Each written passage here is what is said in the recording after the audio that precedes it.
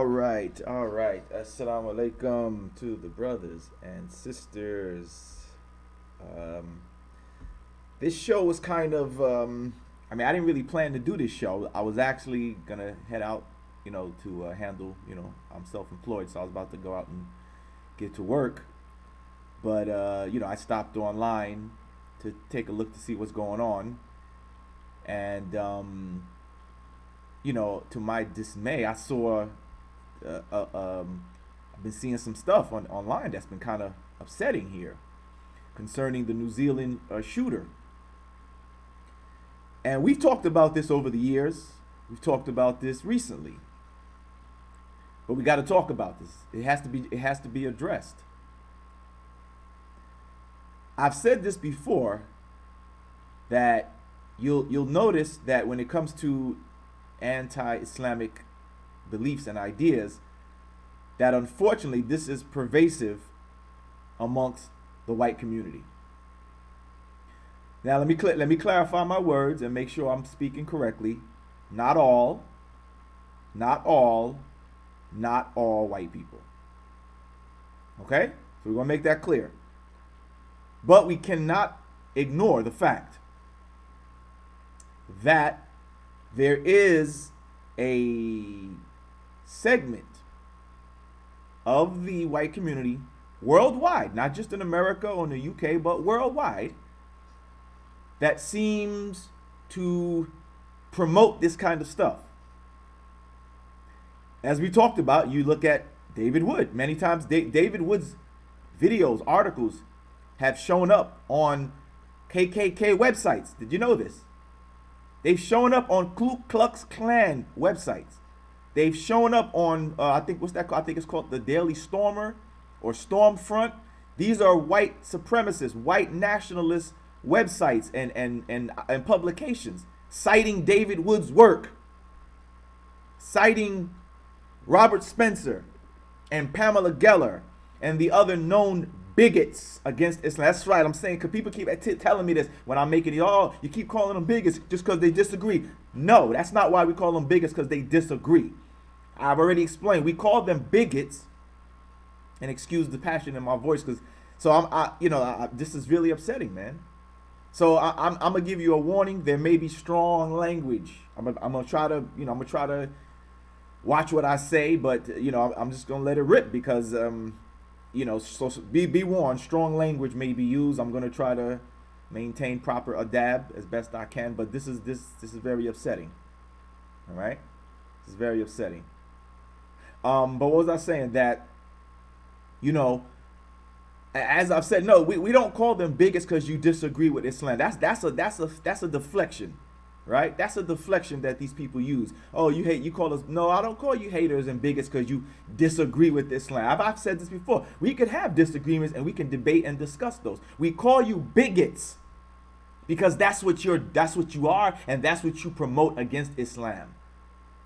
When you promote this kind of bigoted nonsense against Islam, this is why you call you bigots, because you claim that Muslims want to take over. That's a racist trope concerning people of color, immigrants, etc. Right? We call you bigots because you claim that Islam is out to kill every non-Muslim. I just got finished arguing with Robert Spencer and his dumbass followers for the last few days about this nonsense. That, the Quran says to kill all unbelievers. Right? That's a lie, and that's bigotry. That's promoting bigotry and fear of a people who are different from you. But that's white supremacy. That's your history, you goddamn devils. You've done this throughout history. You did it to the native indigenous people of America, North and South America. Everywhere you goddamn touched on this earth, you said the people were trying to kill you. Meanwhile, you were out to damn kill. You killed them. You're the damn land invaders. You're the one who has the history of taking over people's country and dominating. And you got the goddamn nerve to sit here and talk about these people are invading you? Even this bastard in New Zealand.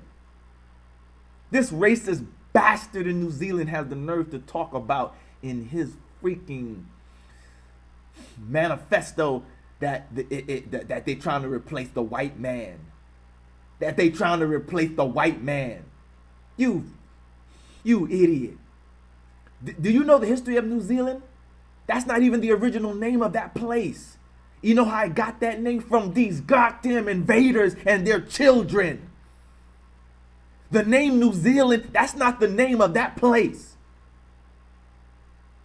This even he himself is from Australia. That's not even his original land either. That's not even his. These goddamn people are coming in places that their ancestors invaded and took over and got the nerve to be talking about it's their land. You shut the hell up, you goddamn racist devils, man. But like I said, I'm gonna be passionate. I'm just gonna let you hear the passion in my voice and the emotion that I'm feeling right now. I'm just gonna let you. I'm sure you could hear it, and you're gonna feel it through the screen and through your speakers. I'm tired of these people in these damn countries that they invaded. Your grandfathers and your great grandfathers are the goddamn invaders of these lands. You're not a native anywhere on this earth. You're not a native in Canada, in America, South America. You are not a native anywhere. You're not a native in New Zealand either. You took these places and you've been dominating them for several hundred years. And you got the nerve to be talking about the invaders? The invaders? The invaders? You're the invader. You're the children of the invaders. But see, that's how arrogant these devils are, man. The white racist devils, let me be more specific. The white racist devils. I'm talking about white racists, okay? Talking about white racists. This is how arrogant they are. That they don't even look at the fact that you're not a native to that land. That's not your native land. Historically, your people don't come from New Zealand or America, South America. None of these places are your ancestors from originally. Your history shows you are the descendants of invaders. So how the hell are you now talking about invaders now? How are you now afraid about your culture and all that when you are the destroyers of everybody else's culture? This bastard ass Robert Spencer talks like that too. Talking about, oh, Islam is trying to dominate and subject. That's what you guys have done. That's your history. You are the invaders and the subjugators and the destroyers of other people's cultures. Like I said, I'm a perfect living example of this. I'm a perfect living example of this. Here I am, man of African descent. I can't even tell you where in Africa. That's how bad it is, right? I can't even tell you where in Africa directly my ancestry goes back to. Why? Because of the history of what happened. I don't even know. I can't even tell you. All I have. So that's why we Black Americans, all we can say is African American. We can't say Ugandan American, Nigerian American, Ashanti American, Timbuktu American. We don't even know.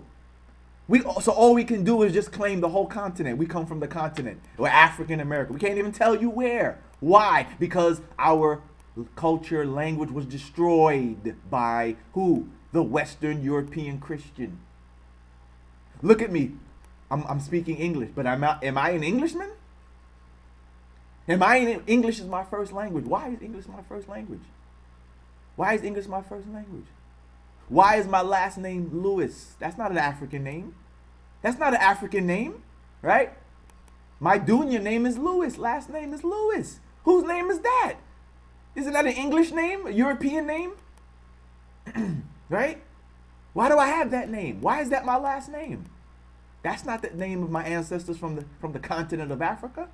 So when you really want to talk about invaders and destruction of company, maybe you need to look in the mirror. Maybe you need to check your history. Right? Yeah, wa alaikum salam. I'm sorry about that. Wa alaikum salam to the people who have joined the discussion. Blue Seas, Morpheus, Adnan Lolik, right? Isa Hamza, low IQ researcher. How you say that? LXX Rose Sorix. Okay, sorry if I mispronounced that. But wa alaikum salam to all the people watching right now. Appreciate you checking in. Appreciate you checking in. I had to release that, but we're gonna talk about it. We're gonna get into the subject. We're gonna talk about it because that's what I saw this morning. I'm checking stuff, you know what I'm saying, and I'm seeing that unfortunately there seems to be a lot. Not, you know, of course, let me make it clear, there are a lot of white people who are also condemning it and speaking against it and showing support for the, you know, for the masjid and showing their, you know, their love and support to the Muslims and all that. So let me make that clear. But at the same time, like I said, there is an alarming amount of whites who are supporting this dude. And I'm going to show you. I'm not just talking. I'm going to show you what they're saying. Who are showing support for what this devil did. So we're going to talk about all of that. Before I continue any further, let me remind you that if you once again appreciate the work that your brother Mr. Islam Answers Back does, I would greatly appreciate your support. I would greatly appreciate your support to further my platform and expand the reach that I have. As I said, you know, incidents like this are proof that we need to get our message out there, right? We need to get our message out there. As you know, I've been doing this for years. I'm involved in exactly this thing, refuting the lies that inspire these people to do what they do, right? I've been doing this for years. This has been my job, to be out there refuting and debunking the lies that this guy believed in, that we're trying to take over, that we are commanded to kill all unbelievers and all these other nonsense that you hear from these haters who, as I've talked about many times, have a bigger platform, who are being sponsored, who are being paid to do what they do to inspire, and that turns out inspiring people like this Brandon Trennett dude, the Anders Breiviks, the Dylan Roofs. As I said, many of them have been shown to actually reference David Wood's work or Robert Spencer, right? These are the people who are, you know, who are out there putting this information out there, and as we've talked about, have a big funding. So as I remind you again, if you appreciate the work that your brother does, I would greatly appreciate your support. As you can see, as I've been mentioning over my last few episodes, I'm trying to get at least 5. I'm asking for 5, man, just 5 people. As you see on the screen, I still only have 3. I'm trying to get 5. 2 more people. I need 2 more people. All right? Trying to get 2 more people. Once we get that 5, then inshallah, like I said, we'll work on getting 10. Then we'll try to get 10. And so forth and so on. I'm just trying to get 5 people right now, man. Is that so hard? Is that so hard, my Muslim brothers and sisters? As I said, even if you're not watching this show live, if you watch this show later, if you don't catch it on the live stream, these links are active all the time, 24/7. They're active 24/7. So even if you catch this tomorrow or next week or you know, whatever, in 2 weeks from now, a month from now, these links are active 24/7. You can become a supporter of Mr. Islam Answers Back at any time. You don't have to do it right now if you can't. You can do this anytime. I'm asking for 5. I'm trying to get 5 people. Right now, I'm trying to get 5 people. Right? I'm trying to get 5 people. And I ask people too, do you need, is there another platform that you prefer? I know people say Cash App is kind of popular. Would you prefer Cash App? Should I put my Cash App link in there and you can, you know, find me on Cash App? Would that make it easy? I'm just trying to find a way to get, you know, the support. All right, but I don't want to spend too much time on that because it's not all about that. You know what I mean? Like I said, I would appreciate it, but it ain't all about that. It would help me. It would definitely greatly help me to be able to do this more often and do the work that I do, right? And do it, you know, do it more efficiently, do it more. You know, like I said, somebody on one of the other videos said they wish I could do a show every day. Mashallah, I appreciate that. That's a beautiful thing. I'm glad that you like the work that I do. And sure, I like to be able to do it every day also, but the reality of my situation won't allow for that right now. Like I said, I got bills to pay, children to take care of, got to keep a roof over my head and theirs. So, you know, I can't do it every day like that. I try to do this in my spare. Like I said, this morning I even decided, you know, I was getting ready to go out and deal with my business, but I just saw this and something moved me. Something said, "Nah, you got to address this." So I said, I'm delaying my going, you know, to handle my business so I can do this work instead. Right? I'm delaying going out to do the work, the junior work that I do, to do this work that need that I felt something in me today said you got to do. You got to delay it. You're gonna have to delay this, delay going out to work and do this right now. So I need your support to do that. So I'm just asking if the brothers and sisters, or even non-Muslims, if you're a non-Muslim out there, and you like what I'm saying, and you see that what I'm saying is good and beneficial and helps educate Muslims and non-Muslims about the truth, and refutes the lies and misinformation against Islam, you can support me too. It doesn't have to be Muslims. It can be Muslims and non-Muslims who like the work that I do. Okay? So let's get back to the subject. Let's get back to the subject. Just want to put that out there. All right? Just wanted to put that out there. All right, so what was I saying? All right, what was I saying? All right?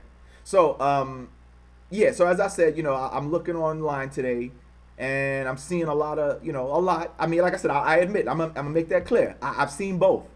Yes, I have seen a lot of whites speak against and condemn. And we've seen videos of people in New Zealand supporting the Muslims. That's beautiful and that's great. But I say this again, white people in your communities, a lot of times many whites ask, what can they do to stop bigotry and racism? Well, that's the one thing you got to do is deal with it in your community. Right? The same way they say that Muslims need to try to stop the terrorists and the extremists in their community, white people, you got to do the same thing. You need to do the same thing. You need to start, not only speak out against it, but start talking to people in your own community who express racism against blacks or immigrants or Latinos or Muslims or whatever. You need to do what you tell Muslims to do. You need to speak out against racism and extremism in your own communities. If you want to help us and be an ally, do that. When you hear your family members talk, you do that and you educate. And by the way, the information that I have can help you do that. The information that I provide on my website and on my platforms actually can help you do that. I have plenty of resources and information that you could use in your debates or your discussions with your family members to prove that Islam does not say to kill all non-believers, that Islam is not trying to, that Muslims are not told to take over and subjugate and dominate and rape women and take and all that Islam does not support grooming gangs and all that stuff like that. My platform provides you the information that you could actually use in your discussions to educate people, to educate yourself, and then you can go to your own community and educate the people in your community who are bigots and racists. You see? So, that's it right there. Matter of fact, you just mentioned that to me, bro. Let me do that real quick too. Let me send out a tweet, man. I got so caught up in my emotion, I forgot to send out a tweet. Can y'all excuse me for a moment? And by the way, can you do the same thing? Do the same thing, brothers and sisters. Send out a tweet of this so that we can get more people. I'm about to do that myself. I forgot all about that. Wow, mashallah, all right? You can either send them to my channel, Mr. Islam Answers Back, or just, if you're watching the video, depending on what platform you're using on your laptop or your tablet or your phone, copy and paste the link of the video. Send out a tweet, man. Right? Copy and paste the video, the link, and take it from there, okay? Let's see here. Well, wait a minute. I think I can just tweet it right now, right? Let's see. I'm going to tweet it. Send out a tweet on this right now. Let's see. Okay. Here we go.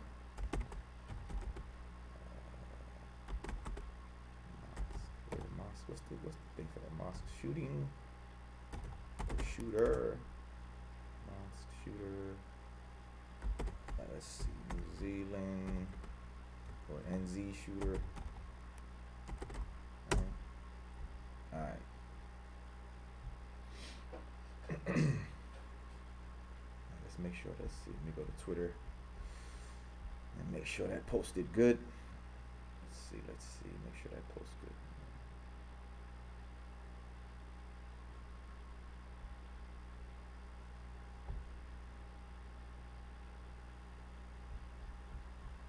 Okay, yeah, looks good. All right, cool, great, beautiful, mashallah. All right, so I just posted it on Twitter. All right, it is now posted on Twitter. That's great.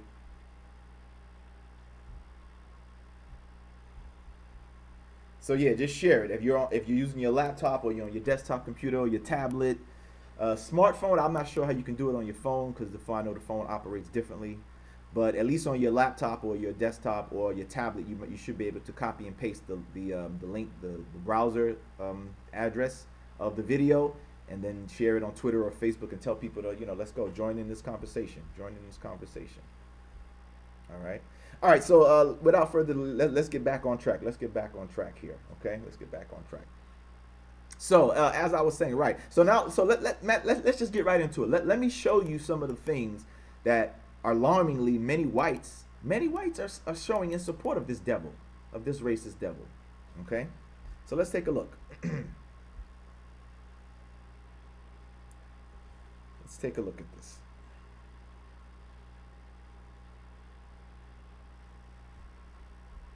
All right, here we go. Let's see here. All right, so as you can see on the screen, this is from Facebook. As you can see on the screen, this is from Facebook. I don't know if, how big it is, if it's big enough for you guys to see that. Hopefully it is. But this was a lady who commented about the shooting, and here's what she had to say. Right? She said her name is Christy Barris. How you say her name? Civiter? Christy Barris Civiter. Matter of fact, I found out that people reported her to her job. I think she works at a school or something, and it appears that the school had fired her for her insensitive comments. And this is another thing that a lot of you racists need to be aware of too. That you're being called out. Your racism is not acceptable no more. Especially not that we have social media. A lot of people who are expressing their racism are being exposed, and reported to your places where you work at, and of course that brings trouble to your institution that you work at, and they don't want that kind of person associated with their business, and you're getting fired. So your racism, your white racism is out of here. It's out of here. It's on its way out, right? It's on its way out, which is part of the problems that we're having with these shooters and all that, because that's their idea. See? But let's talk about it. So here's what she said. She said, "Oh, how the tables have turned. How does it feel being on the receiving end?" Right? So somebody responded to her. Kelsey Littlefoot says, Christy Barris Civiter, unbelievable. So you think it's okay that innocent men, women, and children have been brutally murdered because they share the same religion as an insane, fanatic minority who wrongly represent a peaceful religion? If the shooter of this attack is a Christian, does that now mean it would be acceptable for someone to walk into a church with a gun as revenge? And then her response is peaceful with question marks, because of course that's their idea. Their idea is that Islam is not a peaceful religion, and basically she's saying this is revenge. But as I've talked about over the years, that this is their problem. This is once again the arrogance of the Westerner, particularly the white Westerner, the white racist Westerner, is that they seem to think that, as I've talked about before, they seem to think that the Muslims that are the radicals and the extremists that do attacks upon them are either doing this because the Quran supposedly inspired them, right? Most of them think this is because the Quran supposedly inspires them to do this. But as I've showed before, that the journalist Glenn Greenwald, he did an article about this, and he showed that how every time the so-called Muslim terrorists commit their acts, if they leave any type of information about their motivation, they always say that their motivation was revenge. It had nothing to do with the Quran. They were getting revenge for what? For killing of Muslim children, killing of Muslim civilians, bombing of Muslim lands, invasion of Muslims' land. That's their reasons for doing that. Who's been doing that to them? Right? So that's their reason. They never say, "Oh, I'm doing it because Allah said kill all unbelievers." They never say they do it because the Prophet Muhammad said kill them all. No, they say they did it because their family was killed, or they saw Muslim children being bombed by drones or missiles or whatever, or you invaded Muslim countries. This is their reason time after time after time. I repeat, this does not make what they do right. I repeat, this does not make what they do right. However, it does give you a look into what has motivated them. Even the 9/11 Commission, said when they did the research, the investigation to find out what motivated the 9/11 hijackers, the 9/11 Commission here in the United States, they themselves said they found the reason was America's support for oppressive regimes and its support of Israel against the Palestinians, and how the Palestinians are treated. That's their reasons. That's their reasons. It goes back to what has been done to them. So I'm sorry, Miss Christie, and all you others who think that this is somehow payback for what Muslims have been doing. Actually, you've been doing this to Muslims before any Muslim started doing this to you. You've been doing this to Muslims before before there was an ISIS, an Al Qaeda, a Hamas, the PLO. All these groups were the cause and effect of what Westerners have done to Muslim countries and lands. Again, it doesn't make it right. I repeat, Muslims, you should not go out and kill Western innocent people just because the West killed your innocent people. I repeat, Muslims, you should not go out and kill innocent children from Westerners because some Westerners killed your innocent children. That is not right. That is not what Islam teaches. As I said on one of my previous shows before, that Islam teaches that it's warrior versus warrior. Military fights military. You don't go and harm the civilians just because the enemy side did some horrendous act to you. You don't now say, okay, well, we have permission to do no. You fight the warriors. The warriors fight the warriors. You don't go and harm the innocent population. So I'm making my point very clear that Muslims are not right when they do that. But again, this refutes their narrative, right? This refutes their narrative that that's just what Islam teaches or whatever. No, none of them say that they did it because of what Islam. They say they did it because you've been killing innocent civilians and Muslims and stuff like that. That's what they say their motive. But see, many of these Westerners, they don't want to acknowledge that point, because for them to acknowledge that is an admission of their guilt, right? It's an admission that they had something to do. It would be them admitting that they're the cause. That they're the cause of the turmoil. They're the cause of the chaos. So instead, they want to deflect. Oh, no, it's because they hate us. It's because they hate our freedom. It's because they hate democracy. It's because we're better. All these bullshit reasons of why the Muslims, instead of acknowledging, no, it ain't none of those reasons. It's because you killed them. You bombed their country. You invaded. You killed their children. You killed their innocent civilians. Doesn't make it right. I repeat, Muslims, that does not give you the right to harm their children or their innocent people back. But the West doesn't want to acknowledge what they've done wrong first. Matter of fact, let me see if I can pull this up. I even had an article. There's an article that talks about the Mideast timeline. Let's see if I can find it. Mideast. That shows a timeline of Western involvement. Let's see. Let's see here. They had a whole timeline. They talked about all the times that the West invaded the Middle East, bombed it, going way back, like to the 1930s or something. Let's see. Western. Let's see. Western invasion of Mideast timeline. I think it said. Let's see. Timeline. Let's see. Let's see here. Let's see. It was a whole. They had all the you know what I mean? Like it had all the like, I guess you would say like the 20th century or modern, incidents. Timeline. Oh, let's see. This it. Let's see.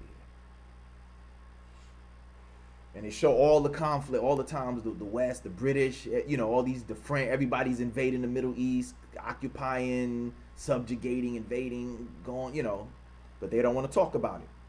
Yeah, I think this is it. Yeah, 1901.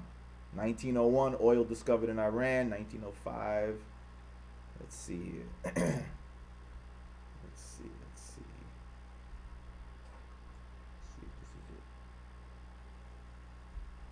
it. I'm not sure if this is the one. Is this the one? Let's see. After 1912, after years of increased financial and political domination by foreign interests, primarily France and Spain, Morocco officially becomes a French protectorate under the Treaty of Fez. All right. World War I begins.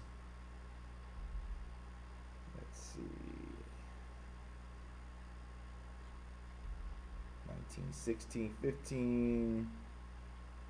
The Balfour Declaration.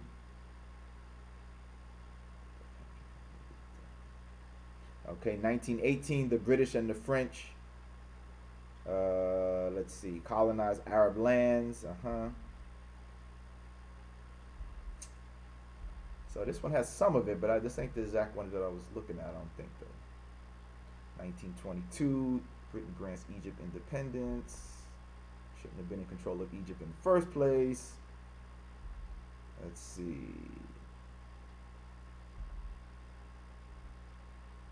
See, now this one kind of gives a little bit of everything. There's this one that I saw that it talked about mostly like just the invasion and the attacks and all that stuff like that. You know what I'm saying? Let's see. That's the one I want. Because it would show you that this stuff goes way back. It goes back before there was any ISIS, any Hamas, all that PL. It goes back all the way before all of that stuff. And it lets us see that when these people try to make this claim that, oh, these things that are happening now to you are payback. Nah, it ain't no payback. It ain't no payback because you've been attacking Muslims before ISIS. You attacked Muslims before Al Qaeda. You attacked Muslims before Hamas and you know, Hezbollah and PLO. You were attacking and killing Muslims in their countries way before all of these groups got started. And a lot of these groups got started from a history of what you've done to them, in fact. History bears that out. So in actuality, what this guy did is not no payback for nothing because you guys were already killing Muslims before this. You see? Oh, man, I want to find that. I want to find that site. I gotta find that's the British and American forces land. Okay, this one kind of gives it. Okay, I'm gonna show you this site because it kind of gives you. It does involve some of those incidents and stuff like that, but it mixes in with some other stuff. You know, there was this one that I saw a few years ago that it just dealt with all of the like attacks and stuff like that the West had done in the Middle East, going way back to like the early 1900s, even before that. Right, but mostly, like I said, in the 20th century, in the 1900s, up until, and then it brought it all the way up until now. And it just shows you how they've been messing with the Middle East, you know, and colonizing it, subjugating it. Then they prop up, you know, dictators and tyrants and stuff like that to keep the Muslims oppressed and stuff. You know, all these different things, man. All these different things. So, yeah, it's called Teach Mideast, but this is not the one. But it's decent. It's not exactly what I'm talking about, but that's the one there. All right, I'll show it to you guys. That let's see if I can show this now. Yeah. Oops, excuse me. How are we on the live stream? Good. All right. So let's see here. This is the site right here. Here it is right here. It has the timeline, right? It has the timeline of all these events. Israeli troops seized the Suez Canal from Egypt. That was when? That was 1956. 1956. Israeli troops seized the Sinai Peninsula from Egypt. They taken all these parts from Egypt. All this stuff goes way back, man, way back. 1955, Israel and Jordan are involved in a number of border skirmishes.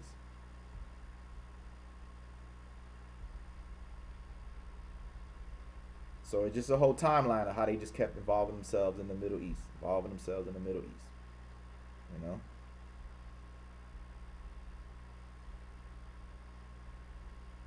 Just going through, way back, just keeps going through all the years, you know, all that stuff. All right, but let's continue. On this here. Let's continue. So here's another site from Facebook that exposed some of the haters here, and people showing support. Here's this site page called Hate Watch, and they show this guy here, as you see on the screen, who has expressed support for the New Zealand shooter. Matter of fact, he says that he wants to do it himself. He's waiting for the chance, it says, danger, Sean Ferris from Australia has been inciting terrorism and dreaming of killing Muslims since 2015. See pictures. 4 years later, he is glorifying the killings in New Zealand many times over. Firstly, it is shocking how he has been able to openly make these comments. Yeah, that's interesting, right? That he doesn't get arrested. If I said something like this, Or if you were saying something like that, the FBI would be knocking at my door right now. Before I could finish the rest of this stream, we'd hear the door knocking and the FBI would be busting in here ready to take me in. But yet these bigots around the world, and can express these ideas, and nobody touches them. Nobody touches them. But don't let you say it, brother. Don't let you speak like that, sister. Which you shouldn't speak like that anyway. But I'm saying if you were to speak like this, they would get you right away. You would get picked up right away. But these white racist bigots can say this and everybody turns a blind eye. Until something happens. Then, oh, what happened? Matter of fact, it's funny how a lot of these people that get caught, you find out that they had stuff on the internet already. They were expressing such ideas already on social media, but they got left alone. Why didn't the Australian Secret Service pick him up? Dylan Roof. Stuff, they had said there was stuff where he was expressing online. So here's what this guy says here, this guy that we're looking at right here. He says that, what? He says, I'm not alone in feeling this, I am sure. But when the time comes for that day of reckoning and Australia becomes embroiled in its first civil war on home soil because Islam tries to take over, on that day, he says, he will begin killing them at the rate of 10 a day every day. So that just in 1 year alone, he will have killed 303,650 Muslims. With enough like-minded patriots to kill them, too, Australia will rid itself of every last Muslim. See, this, remember what I told you, right? Remember what I told you, brothers and sisters, that this is not about, as they try to claim, oh, we're only talking about the radicals. We're only talking about the radicals. We only mean, the terrorists. No, you don't. See, this is how they talk. See, like I told you, if you let them talk on their own without saying nothing, they will explode. They will expose themselves. So you notice he's not making no distinction. He's not saying, oh, I'm just talking about the radicals. I just want to get rid of ISIS. I just want to get rid of Al Qaeda. No, he means all Muslims. His words are clear. He wants to rid Australia of every last Muslim on our home soil within just 2 or 3 years. Australia will beat Islam, even if it means beating it to death. So that means all of us, brothers and sisters. He ain't just talking about the radicals. And a lot of them are not. They claim when you call, and that's what I'm saying, when you call them out, oh, I'm just talking about the terrorists. I just mean the radicals, the extremists. No, you don't. No, you don't. You mean all of us. Stop playing. Stop lying. You mean all of us. And I'm going to show you same thing with this bastard Robert Spencer, same thing. Right? Because like I said, I've been arguing him and his stupid followers for the last several days. He tried to use that same garbage. Oh, I'm only talking about those who support Sharia, the radicals, the ones who oppress people. No, you don't. We got statements from him showing that he's talking about all Muslims too. They only use that when they get caught. When you call them out, that's when I'm just talking about the radicals. I'm just talking about the ones who oppress people. No, you don't. Your statements prove that you're talking about all Muslims, you damn bigot. That's why I call you a bigot. That's why I call you damn bigots. Because you're not just criticizing Islam. You're trying to paint all of us as evil killers ready to kill all of you, ready to take your land. And that's why you got bastards like these goddamn devils who say stuff like this. Or who go out of their way to carry it out and just go into a masjid and start killing. I wouldn't be surprised if this bastard who killed people in New Zealand was reading Robert Spencer's stuff also. I wouldn't be surprised. Anders Breivik was. Remember Anders Breivik? Remember him? They said he referenced Robert Spencer's stuff a whole bunch of times. I think it said he referenced him like 100 times or something. 100 times or more. He referenced Robert Spencer's work. But you're only talking about the terrorists, huh? Yeah, whatever.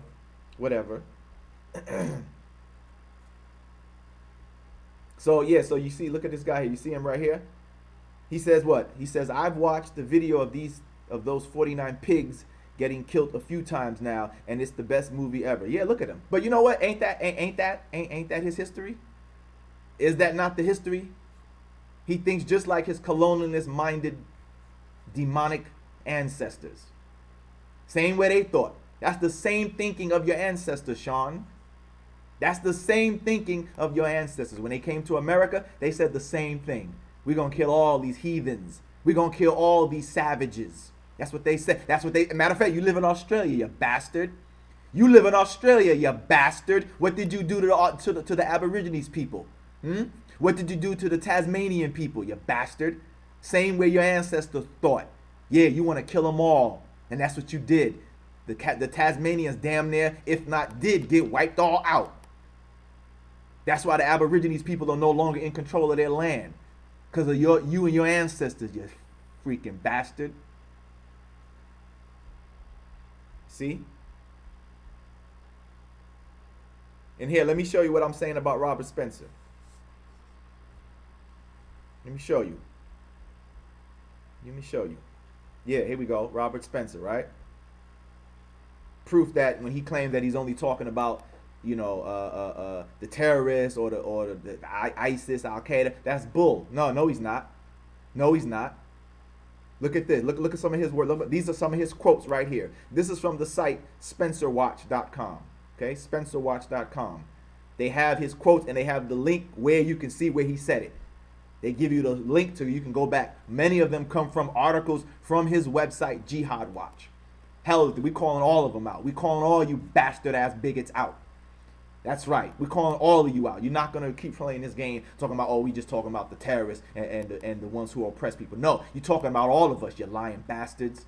And this is why we call you bigots. Look what he said here. Right? Let's read some of the quotes to show you that he's talking about all Muslims. All Muslims. So, the second quote here. He said, "It's absurd to think that Islam is a religion of peace that's been hijacked by extremists." In other words, what's that implying?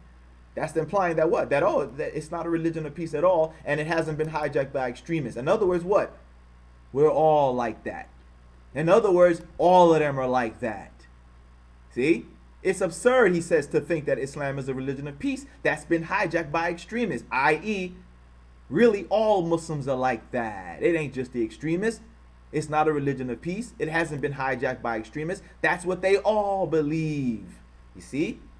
Look at the next quote. He says, this is him speaking.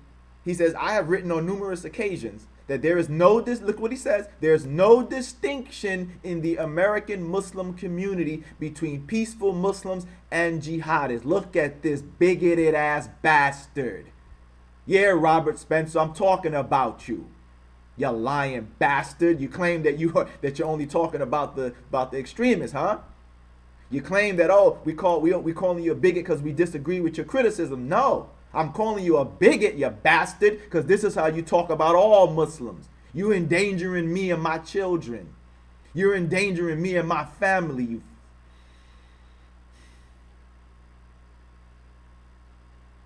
See? Right? You see that? You endangering all of us talking like that. There's no distinction, you freaking sorry lowlife.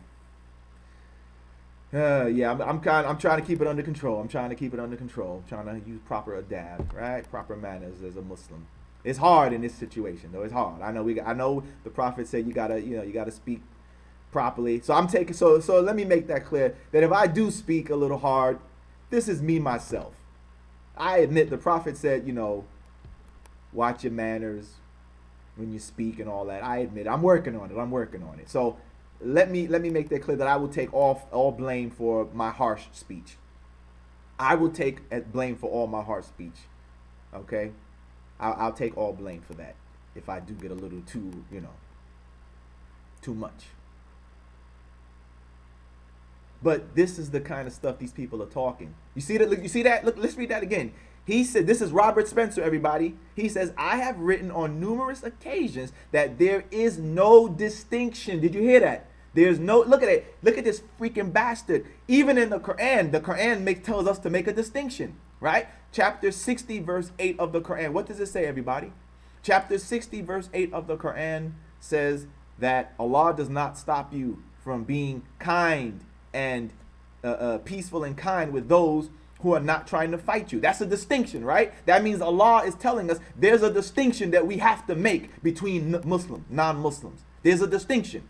There are those who are peaceful with you. So Allah says, be kind and just to those. For Allah loves the doers of justice. So that means you're a liar. We as Muslims, we are told to make a distinction. Unlike you who claim that we're told to kill everybody who's not Muslim, Quran chapter 60 verse 8, it teaches Muslims that you have to make a distinction. You cannot look at all non-Muslims as enemies. Quran chapter 60 verse 8. And there's many other verses that say similar. But chapter 60 verse 8 is a very clear verse that tells Muslims you have to make a distinction. You can't judge that all Muslims, all non-Muslims are enemies of Islam. Allah says you can't do that. He says, as long as they're not trying to fight you because of your religion or drive you forth from your land. Allah says, be kind and just to them. That means what? Make a distinction. Make a distinction. But look at this bastard talking about there's no distinction in the American Muslim community between peaceful Muslims and jihadists. Look at that. And then that's why people like this dude, this Anders Breivik and this Brenton Trenton could go in a masjid and indiscriminately shoot. That's why the other ones that have happened over the years where the other idiot devil went into a Sikh temple thinking that it was a Muslim masjid, and he went in and started doing the same thing because they're reading Robert Spencer's work. They're listening to David Wood.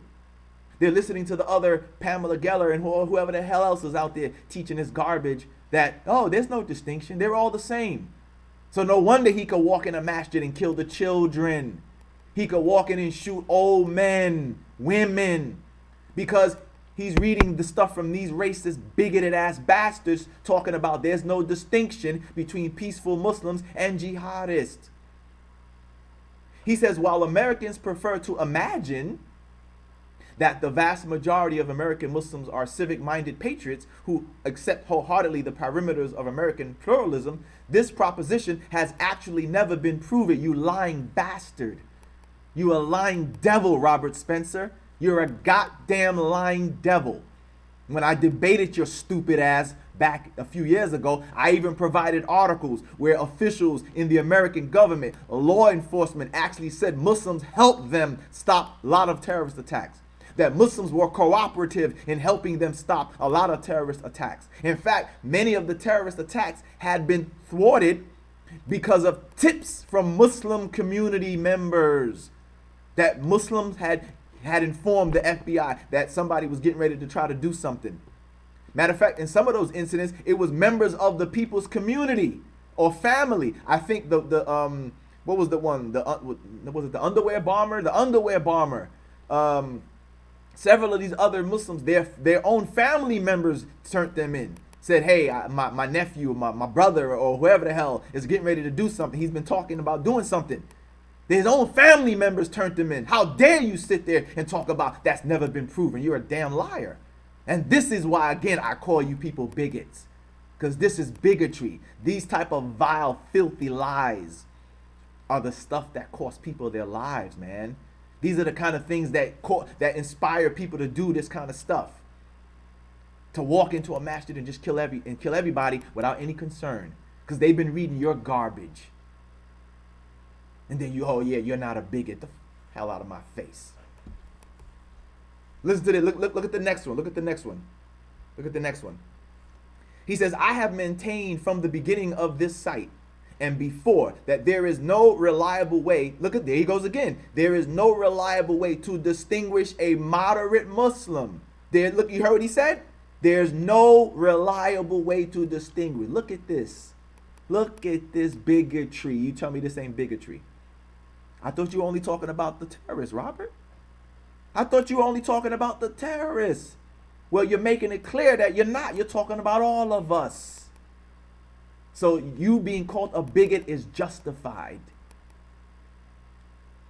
Read it again. I quote Robert Spencer. I have maintained from the beginning of his site, Jihad Watch, and before that there is no reliable way to distinguish a moderate Muslim. You see that?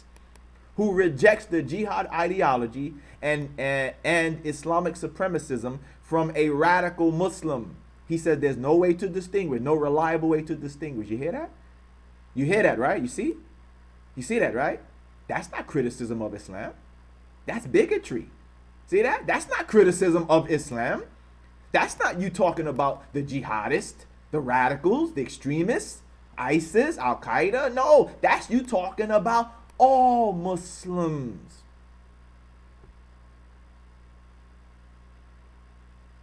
He says, even if he isn't acting upon them at the moment. So in other words, when we not act, we waiting. So in other words, we just waiting. See that? We waiting, y'all. See? Even if he isn't acting upon them at the moment. Again, that means what? We're all terrorists. See that? And the clueless and multiculturalism of Western officialdom, which makes officials shy away from even asking pointed questions, only compound this problem. Are those words not clear examples of Robert Spencer's bigotry and the bigotry of those who think just like him? You see? And look, the proof that, and see, here's another thing too, see, because they say, matter of fact, let me show you. Check this out. All right. Oh, not wait. That's not the one. Yeah. Here we go. All right. Here we go. We're gonna do a bit of order. All this, right?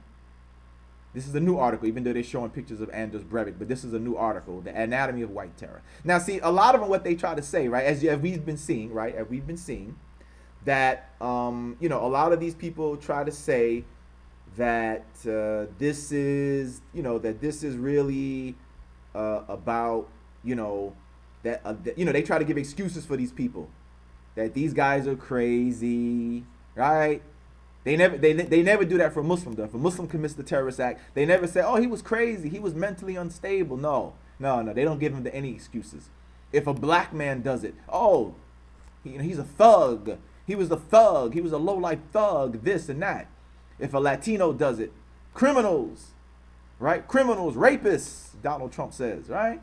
When a white guy does it, oh, well, he had a hard time. He had a hard time growing up. People bullied him. People teased him. He had this mental disorder or that mental disorder. But I'm about to prove to you that no, these people are not mentally deranged. Because people who are considered in their right minds talk like this, the same way he talked. The same way this devil talked about people trying to take over and destroy the white man. Robert Spencer and other people who are not considered crazy talk the same goddamn way. So no, I'm sorry, Western media. Your excuse to cover for these white racist devils is not going to be accepted. You're not going to get away with they're just crazy. No. Let me show you the proof. Look here, everybody, look here. This is the proof that these people are not crazy, because Robert Spencer talks the same way. Look here. Let me scroll down for you so you can see what I'm talking about. Watch. All right. So here, look. See where my cursor's at? Right here. This one right here. It says Robert Spencer talking. He says, we wanted Catholics to become informed about Islam because not only is Islam the church's chief rival in terms of religion, but Islam is a serious threat to the peace and well-being of the Western world in general. Now, remember what I told you guys many of on my previous shows, that a lot of times this when they start talking this Western world, or the West is under threat, or Western culture, understand that that's code language for white culture, white people. That's code word, because the West represents the white European culture. So when they say, oh, it's a threat to the Western world, it's the same thing as this devil talking about you trying to replace the white man, and the white man is under a genocide or under threat and all that. The immigrants are trying to invade the white man's land. This is that same kind of language. They'll either use Western or they'll be bold and they'll just say the white man outright. But understand, Western is the same thing, is synonymous for white man or white man's culture or white culture. It's the same, it's synonymous. It means the same thing. So Robert Spencer here is saying the same thing that Anders Breivik and Trenton Brenton said. Same thing. The threat to the Western world mean a threat to the white man. Only difference is that Brennan, he's saying it straight up. That's the only difference, but they're talking about the same thing. They're both talking about this delusion that the immigrants and the people of color are trying to invade the white man's land. and destroy and pose a threat to the white man's culture, i.e. Western culture. So you see Robert Spencer saying the same thing. He just used the word Western world. It's the threat to the Western world. But it's the same kind of talk. Look at the one up here. Look at this one. Look at this one. See where my cursor's at? Look at this one. The one on the top. He says, Islam, this is Robert Spencer, everybody. Islam itself is an incomplete, misleading, and often downright false revelation which in many ways directly contradicts what God has revealed through the prophets of the Old Testament. That's a lie. We can refute that. Through the old prophets of the Old Testament and through his son Jesus Christ, the word made flesh, whatever. For several reasons, he says, i.e. Islam constitutes a threat to the world at large. You see that? You see that kind of talk? So again, he's not talking about the extremists. He's not talking about just the extremists. When you say stuff like that, that proves that you're not talking about the extremists. You're saying Islam as a whole constitutes a threat to the world. Islam is a threat to the Western world. Islam is a threat to the white man's world. That's what this freak said who went into the mosque in New Zealand. Anders Breivik, same ideology, same ideas. Dylan Roof, who went into the black church, same idea though. But see, that's the difference. Well, really not the difference. It's the same idea that even if you're a black Christian, they see you as a threat. They don't give a damn that you worship Peckerwood white Jesus. They don't care that you worship the same Peckerwood white Jesus as them. They don't consider you a Christian. To them, you're a threat to the white man's world. You threaten his culture. So Dylan Roof went up in the church and did the same damn thing. He didn't give no damn that you was worshiping white Jesus. He didn't give a damn about it. He did the same thing. Went in and indiscriminately shot people in the church. And let me give you more proof. Right, let me give you more proof. Look, let me give you more proof. Remember this one? I told you guys about this one a little while ago. That here's the book remember this book I showed you in some of my previous shows? By Patrick Buchanan, right? This guy used to be in the United States government. Look, there you go right there. This book was written several years ago. But notice, what's he saying? He's saying the same thing that this Brennan Trenton dude said. Same thing Anders Breivik said. Same thing Robert Spencer said. But they don't think Pat Buchanan is crazy. He's not considered crazy. He's considered a man in his right mind. Just like Robert Spencer, right? Robert Spencer's not considered insane or crazy. So why is it that people like Robert Spencer, Pat Buchanan, who's a politician or former politician, and many others who are considered people in their right mind, why are they expressing the same ideas as these killers who you tell us are crazy? See, to say they're crazy isn't just a cover, because the reality is that they're not crazy. Just like you don't give an excuse to Muslim terrorists, we're not giving an excuse for these white racist terrorists. No excuses. Because what they're saying is the same thing that people who are considered to be people who are intelligent and intellectual are saying. Pat Buchanan, Robert Spencer, Pamela Geller, and many others who are not considered to be insane. They're saying the same thing. They say the same thing. They talk the same way. So as you can see, this book was written back in 2002. Look at it. 2002 this book was written. But notice, look at the same idea. The death of the West. Who's the problem? Look, immigrants. Look at that. Immigrants. See what he says? See the subtitle? How dying populations and immigrant invasions. Who the hell just said something about immigrants invading? Who the hell just said immigrants are invading? The guy who just did the mosque shooting. So where are they getting these ideas from? They're getting these ideas from people who, as you can see, are in power. Right? They're getting these ideas from people who are in power, who are considered in their right mind. I have this book also, by the way. I have this book. I literally have this book on my bookshelf, The Deaf, and I read it. And yeah, that's what he's talking. When you read the book, that's what he talks about. How white people are not having enough babies, and immigrants are moving into Europe, and immigrants in America, and people of color, Africa, having more babies. The Arabs are having more babies. Everybody's having more babies but white people. White people are at zero population growth, he says in the book, right?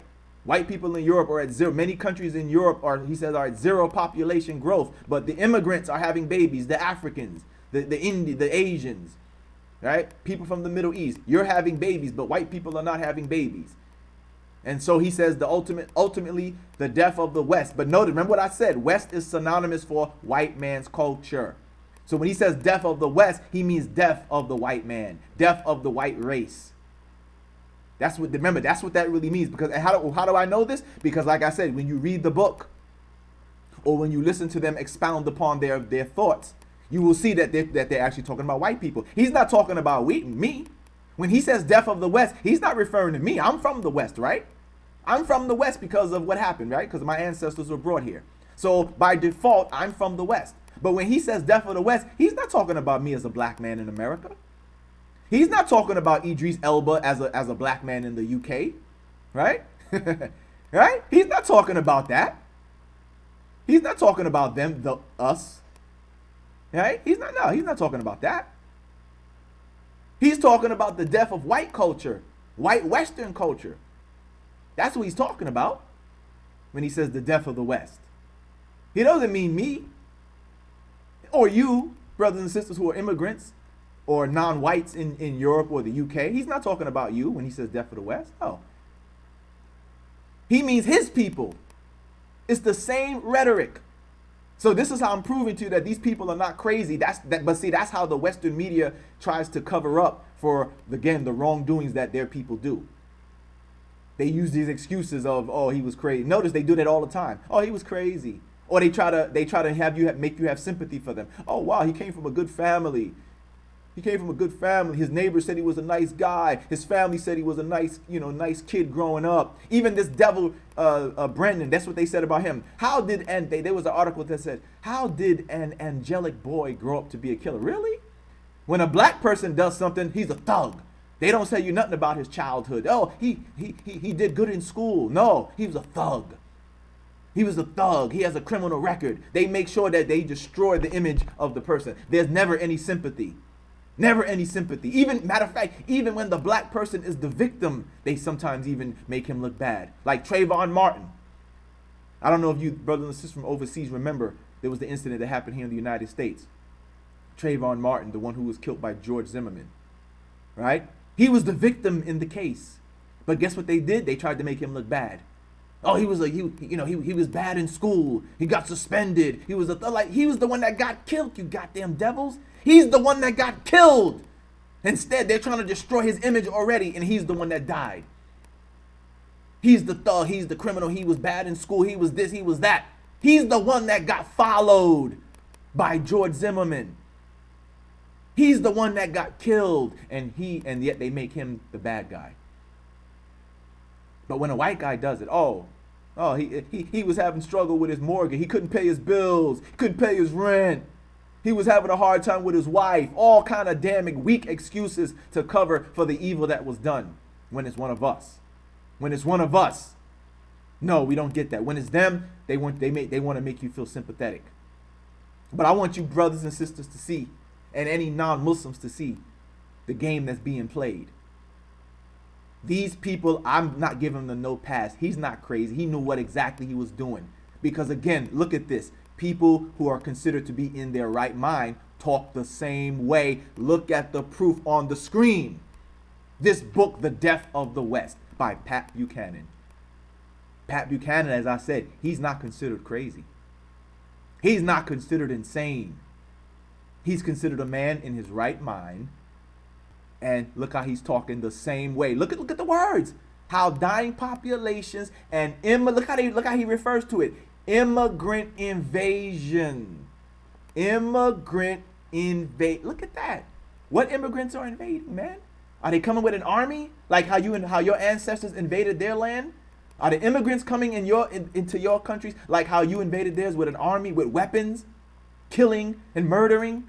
No, they're coming as refugees. They're running to seek a better life. They're not coming with an army, with weapons. But look how he phrases it. Immigrant invasions in peril. Look what he says. In peril Our country and civilization. Isn't that the same language that this murderous devil said? It's the same language, but it's coming from a man who is considered intellectual and a former politician. You see that? I just showed you how Robert Spencer also used similar language. Right? He used similar language. I just showed you that as well. Robert Spencer is considered in his right mind. Robert Spencer is considered intellectual.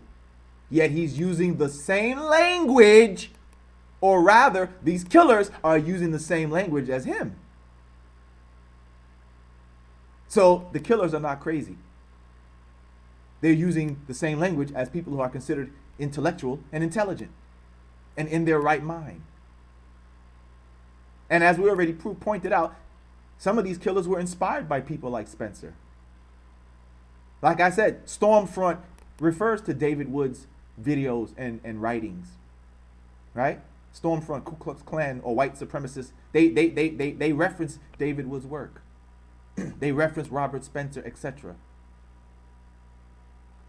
So I'm sorry, no excuses. You're not going to play that these people are crazy garbage. No, no sir, no ma'am. I got more articles here, as I said here. Anatomy of White Terror. Look how they talk about it. Look at the first, right. It says Anders Breivik, the Norwegian terrorist, was diagnosed with a narcissistic personality disorder. See, he's got to be crazy. See that? He's got to be crazy though. See, he's crazy. Something's wrong. Something was wrong with him mentally, right? You ever see them say that when a Muslim does something? You ever see them say, "Oh, the Muslim, this Muslim terrorist was diagnosed with a personality disorder, mental problems. He had anxiety." No, no, right? We never hear that. We never hear that. Instead, oh, he was inspired by it was the Islam, it was the Quran, it was the life of Muhammad. He, jihad, terror. Never excuses. Never excusing what he did.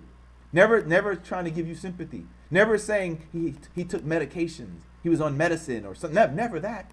Never that. Right? Never that for us. But for them, yes, look, see, he was diagnosed. They gotta let you know right off the top. Oh, he had something wrong with him. No, he wasn't nothing wrong with these devils. They knew what they were doing. But that's how they covered up. That's how they covered up. That's how they covered up. It says here, look, let's talk about it. It says before he allegedly killed 50 Muslims praying, this is about the recent one, at two mosques in Churchland, New Zealand. On Friday, Brenton I was saying his name wrong. I'm sorry. It's Brenton Tarrant. Brenton Tarrant. Okay, there we go. A 28-year-old Australian reportedly posted a 70-page manifesto titled "The Great Replacement" online. In his tract, Mr. Tarrant wrote that he had only one true inspiration: the Norwegian political terrorist Anders Breivik, who killed 77 people back in 2011.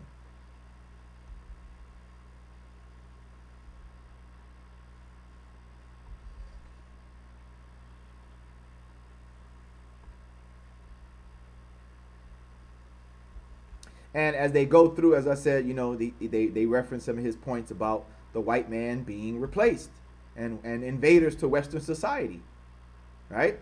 Invaders to Western society. That's the common theme. That's the common theme from all of them, right?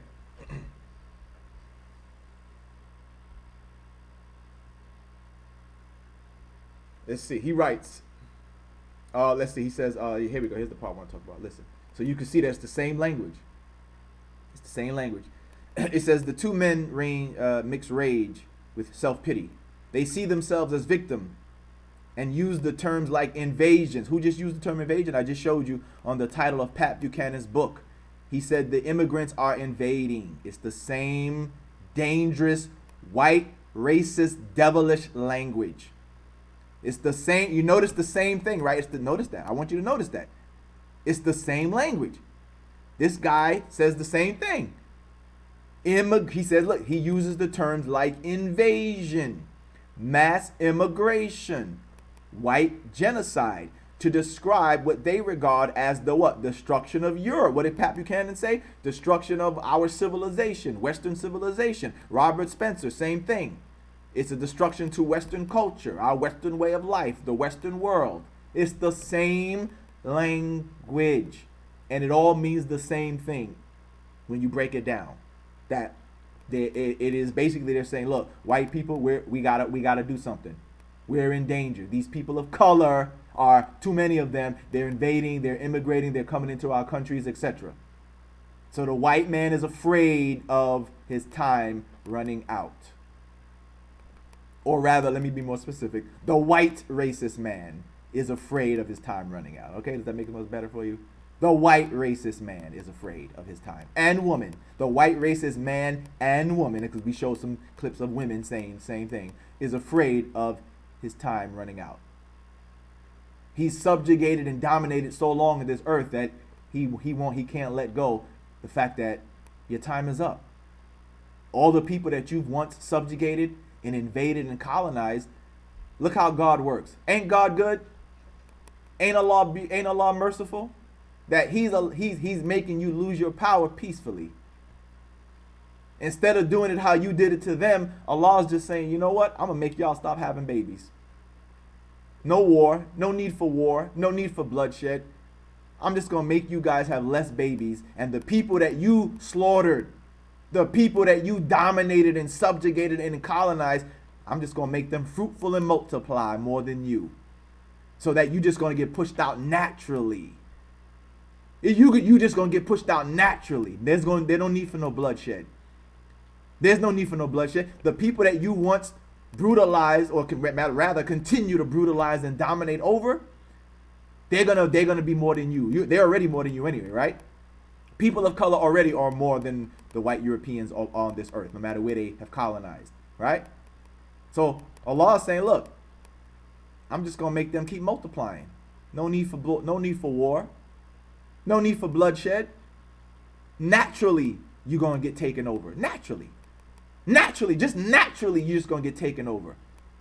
You're going to be infertile. You're going to have less babies. If anybody wants to talk about karma coming back at you, that's karma right there. The fact that nature itself is saying, you ain't going to have enough babies. And the people that you hate and despise are going to have more babies and multiply more than you. If you want to talk about karma, that's karma right there. That's karma right there. And you can't keep up. You can't keep up with the people of color having babies. Whether they be African, Arab, Latino, you can't keep up. As Pat Buchanan talks about in that book, he says some European countries are at negative population growth. You're at negative, meaning you're already below, you're already below the level that you can't even come back from that. You're already below your negative population reproduction. So you can't even come back from that. He said it's already too late. You can't even come back. You can't even try to start having babies to try to counter the people of color. But let me make this clear. That's not what, what I'm about. But I'm just saying, if you want to look at it as karma, you need to take a look at that. If you want to look at karma, if you want to talk about karma, then you yourself need to look at that. So let's continue with the article here. Let's continue with the article here. He says that they describe a white genocide to describe what they regard as the destruction of Europe and the white race. Again, Pat Buchanan's book, Robert Spencer's statement. What did he say? It's a threat, destruction of Western culture, destruction of Western civilization. Same thing these people are talking about, the destruction of Europe and the white race. Both the Australian and the Norwegian barely mention their own homelands and focus on Europe and the United States. Mr. Tarrant sees the white population of Australia and New Zealand as Europeans. And as I said, remember, the white people in New Zealand and Australia are not indigenous to that land.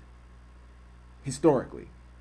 They are not historically indigenous to those countries.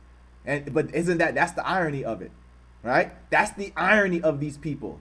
That you're not historically indigenous to these lands. But yet you're bitching about how immigrants are taking over, but you're the descendants of the damn immigrants in the first place. You're the descendants of the immigrants.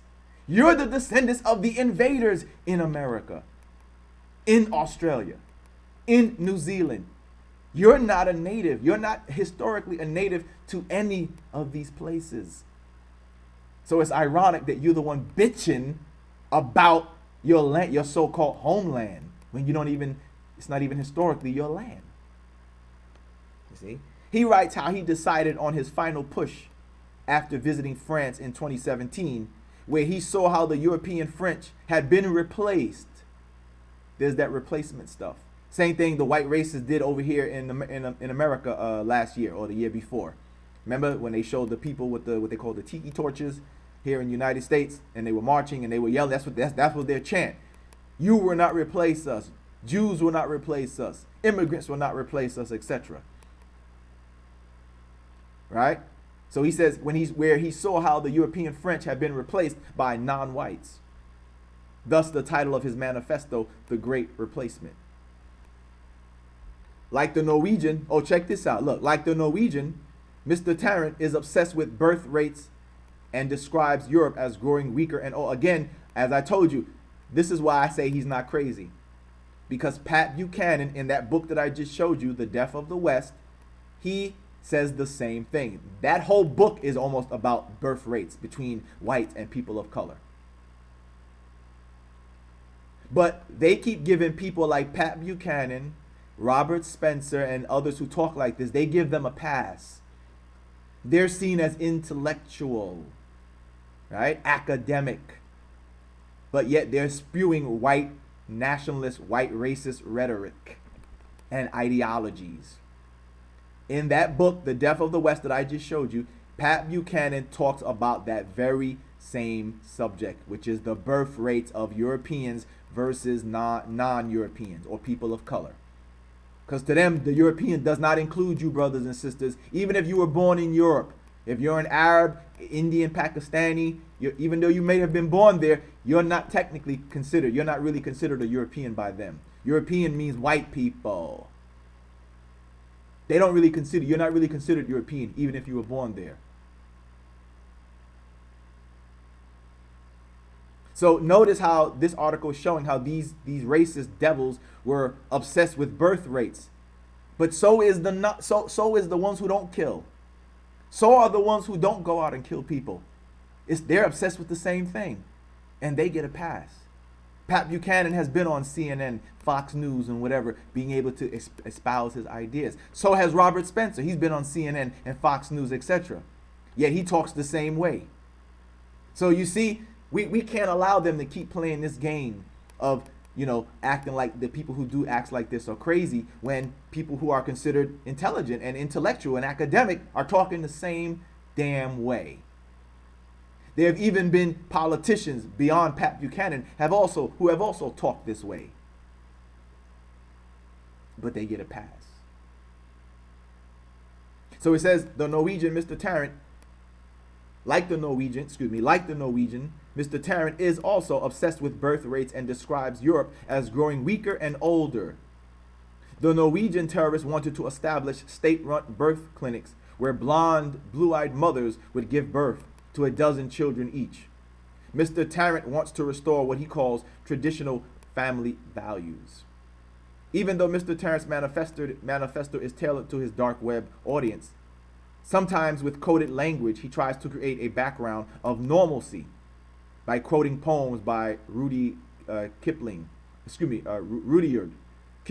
and referring to more mainstream right-wing figures like Mr. Breivik, frequently quoted people like Thomas Jefferson as if he were the rightful heir to well-established ideas. And let me say something about that. If you check Mr. Thomas Jefferson's ideas, he also espoused white racist ideas too. And see, that's my point. Thomas Jefferson, who is one of the former presidents and founding fathers of the colonialist United States, if you check his writings, he also espoused white racist ideas himself. He espoused white supremacist ideas himself.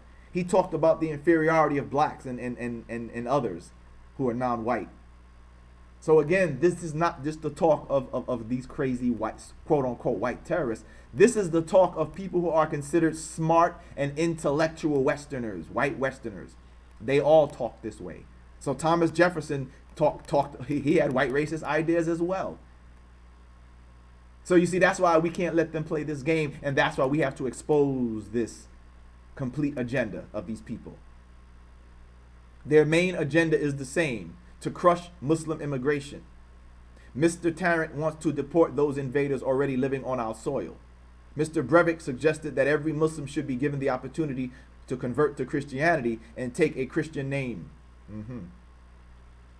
Those who do not obey should be deported or executed. All examples of Islamic art should be destroyed, including all mosques. Languages like Arabic, Persian, Urdu, and Somali would be banned. So, this is the language.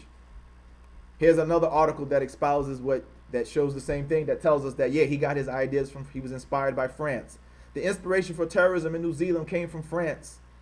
The gunman who massacred Muslims was inspired by ideas that have circulated for decades in the far-right French.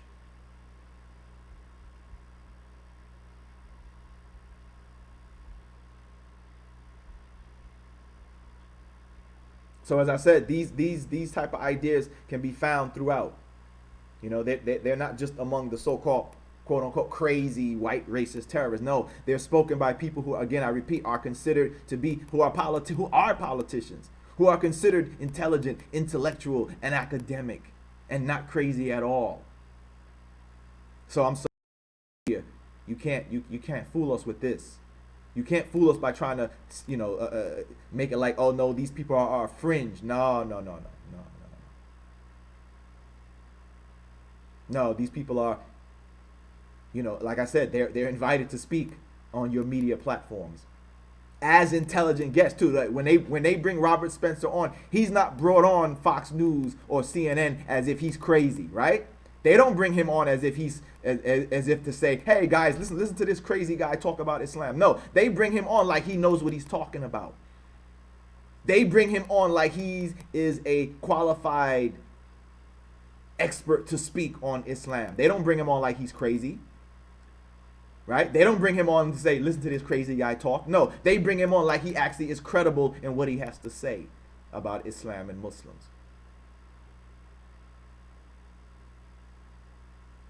He says, when white nationalists gathered in Charlottesville, Virginia in August 2017, chanting, they will not replace us, and the Jews will not replace us. Few of the assembled extremists knew where those slogans came from. By contrast, Brenton Tarrant, the 28-year-old Australian accused of shooting dead 49 worshippers at 2 mosques and wounded dozens more in Christchurch, New Zealand, on Friday, was more explicit when it came to his intellectual inspirations.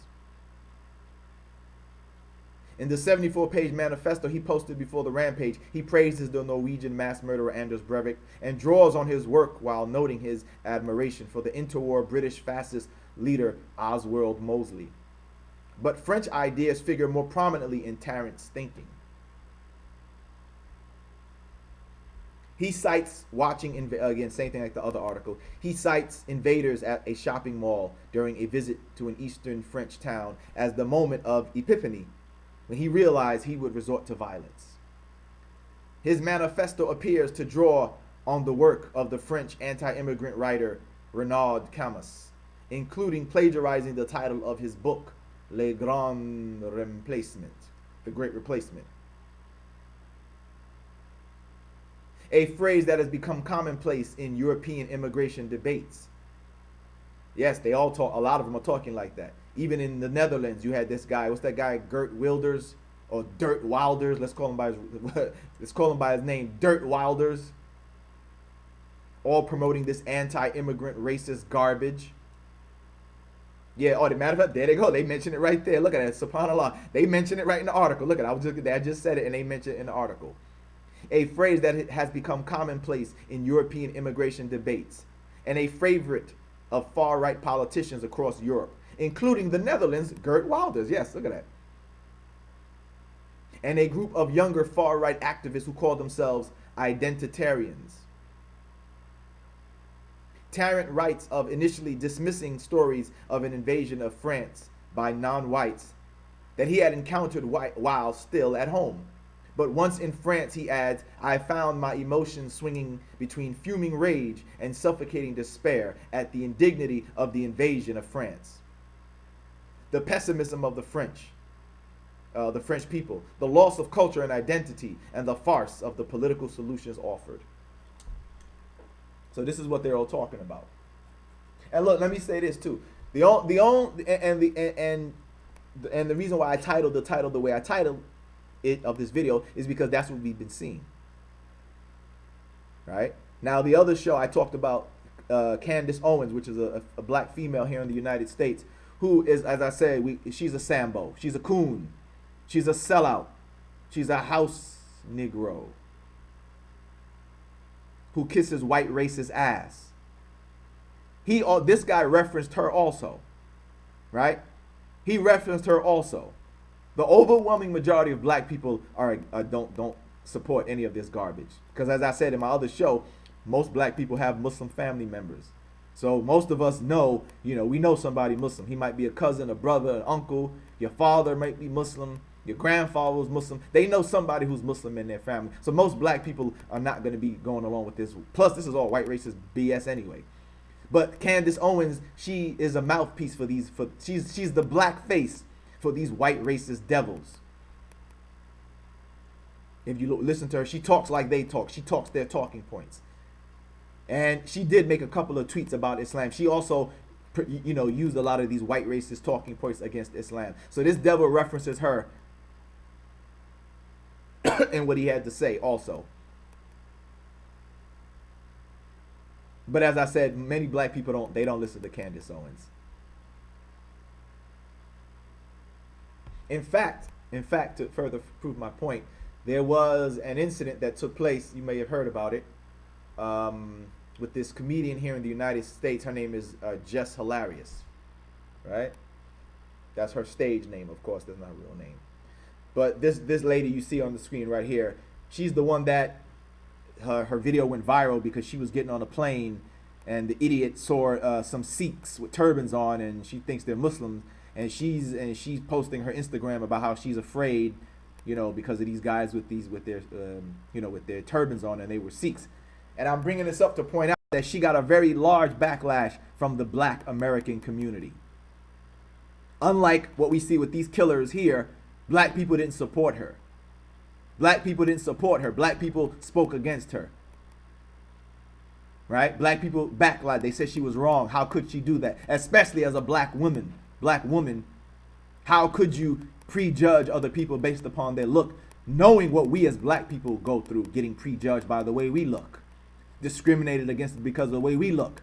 So she got a backlash for that. Unlike these killers here who have a lot of white supporters. As I said again, I repeat, I'm acknowledging there are many white people who are also against them. But the difference, there's too many whites who support it and support these killers.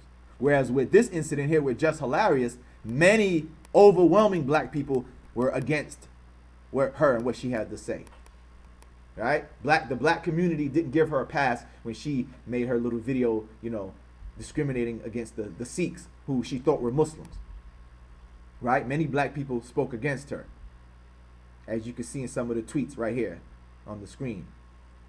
Here's one from a lady named Sarah. It says, Jess Hilarious, you are racist AF. That means racist as the F word. And sounds so damn ignorant. The Sikh man was minding his business. Is that what you felt threatened about? And many other tweets. Here's another one from a black woman. Dylan on Twitter says, Jess Hilarious anti-Muslim rhetoric sheds light on a very important topic. Islamophobia within the black Christian community. Yeah, and remember I said that. I said if you do find any anti-Islamic talk, it comes from the black Christians who go along with the white racist Christian rhetoric. That's why I say Christianity is not for the black community. It's not for us. But if you do find any Islamophobia or anti-Muslim bigotry, unfortunately, it'll be from more than likely a black Christian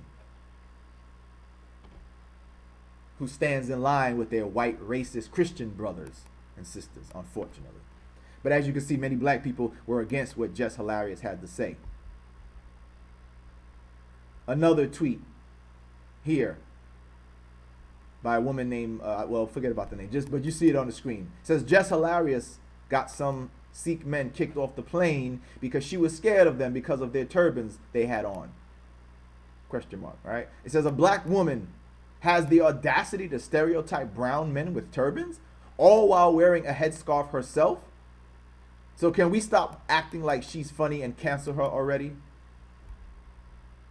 Another one from a black man, John Paul, says, Remember, Jess Hilarious, the same tools that are used to keep you out of writers' rooms, out of acting gigs, or even getting a cab in New York is the same tools you use to get those people kicked off the plane.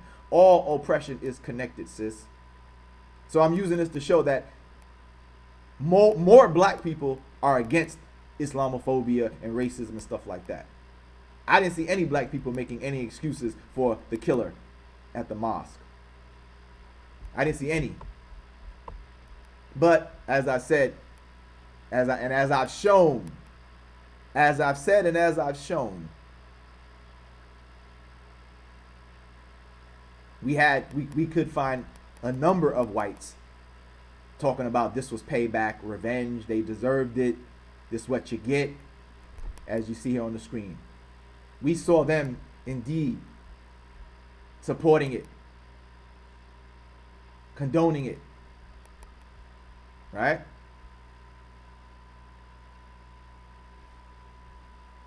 As you see again on the screen, right? We see them supporting and condoning it. So, you know, that's the sadness. That's the sad part about it. That's really the sad part about all of this here.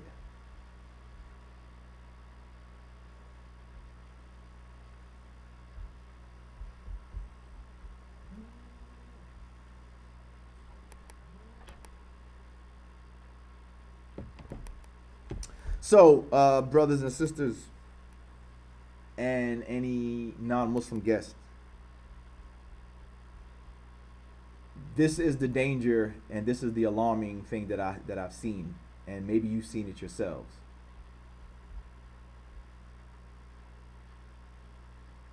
And like I said, if people want to stop this, you gotta speak out. And those of you in the white community, you have to speak out against this. You have to speak out against this in your family and in society. The same way you tell, right? The same way you tell Muslims that they need to speak out against terrorism and stuff like this, you need to speak out the same. All right, before I finish the show, let me see. Let's check out. We got some comments in here. Let's see what's going on here. Should I do what? Bye. Hold on, the text is moving too fast. Slow down.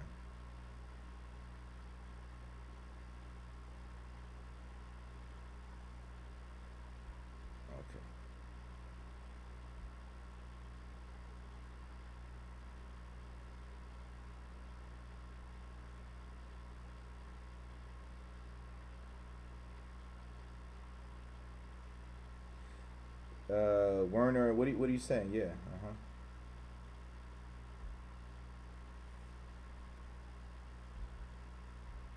And wait a minute, did I just see somebody in here using my name?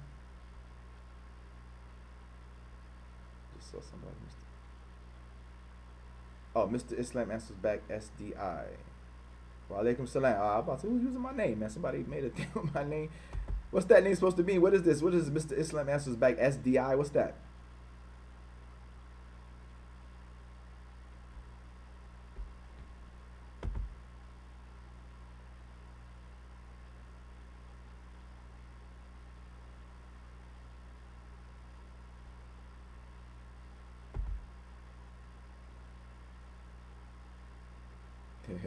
Well, yeah, of course, Legend Killer. You know, of course, why they look like that? Because they're the invaders, man. They're the descendants of the invaders, right?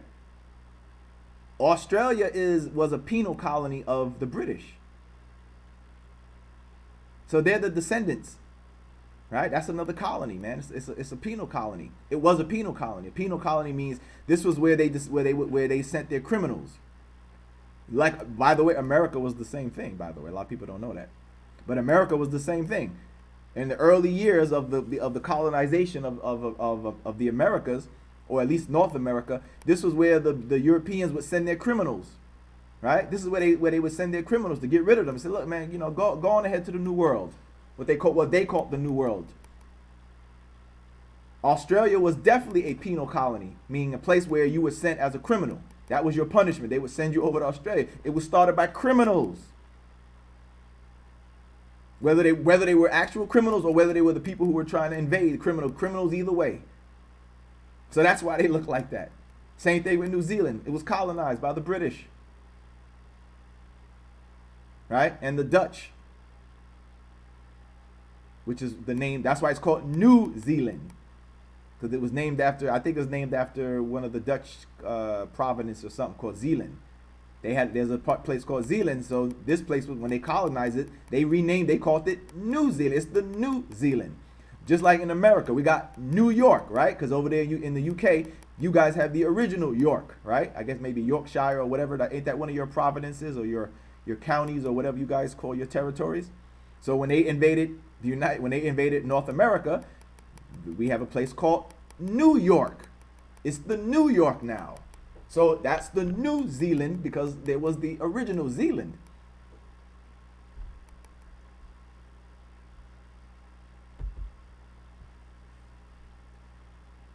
Right? So, all you got to do is just check the history, bro. Just check the history. That's all you got to do. Just check the history. And all the questions, all the answers to those questions will be readily available if you just check the history.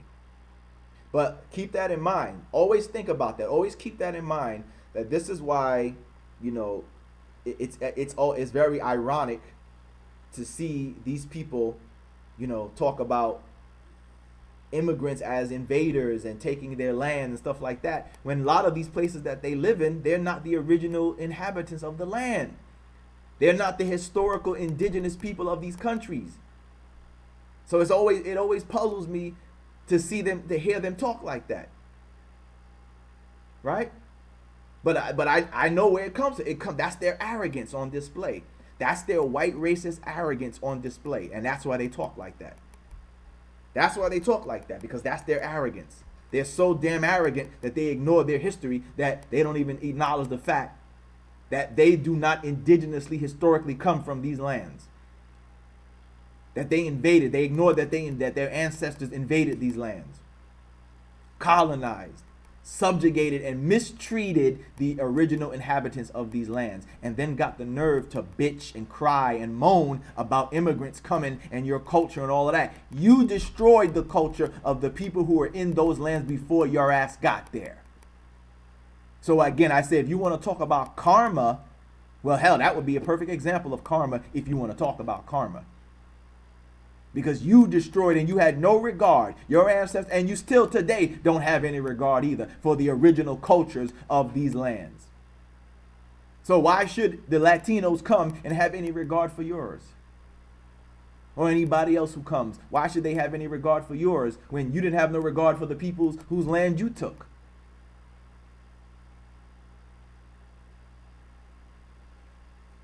Bunch of damn hypocrites, man. Bunch of hypocrites, man. So let's see some of these texts here.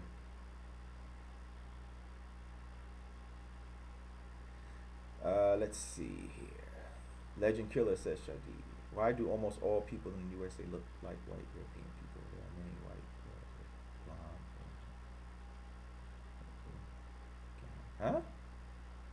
Why do almost all people in the USA look white? Because again, bro, because they're the ones who took over, man. You know what I'm saying? They're the ones who took over. Just like in Australia. Why are most Australians whites? Even though they're not the indigenous people, the historically indigenous people to Australia.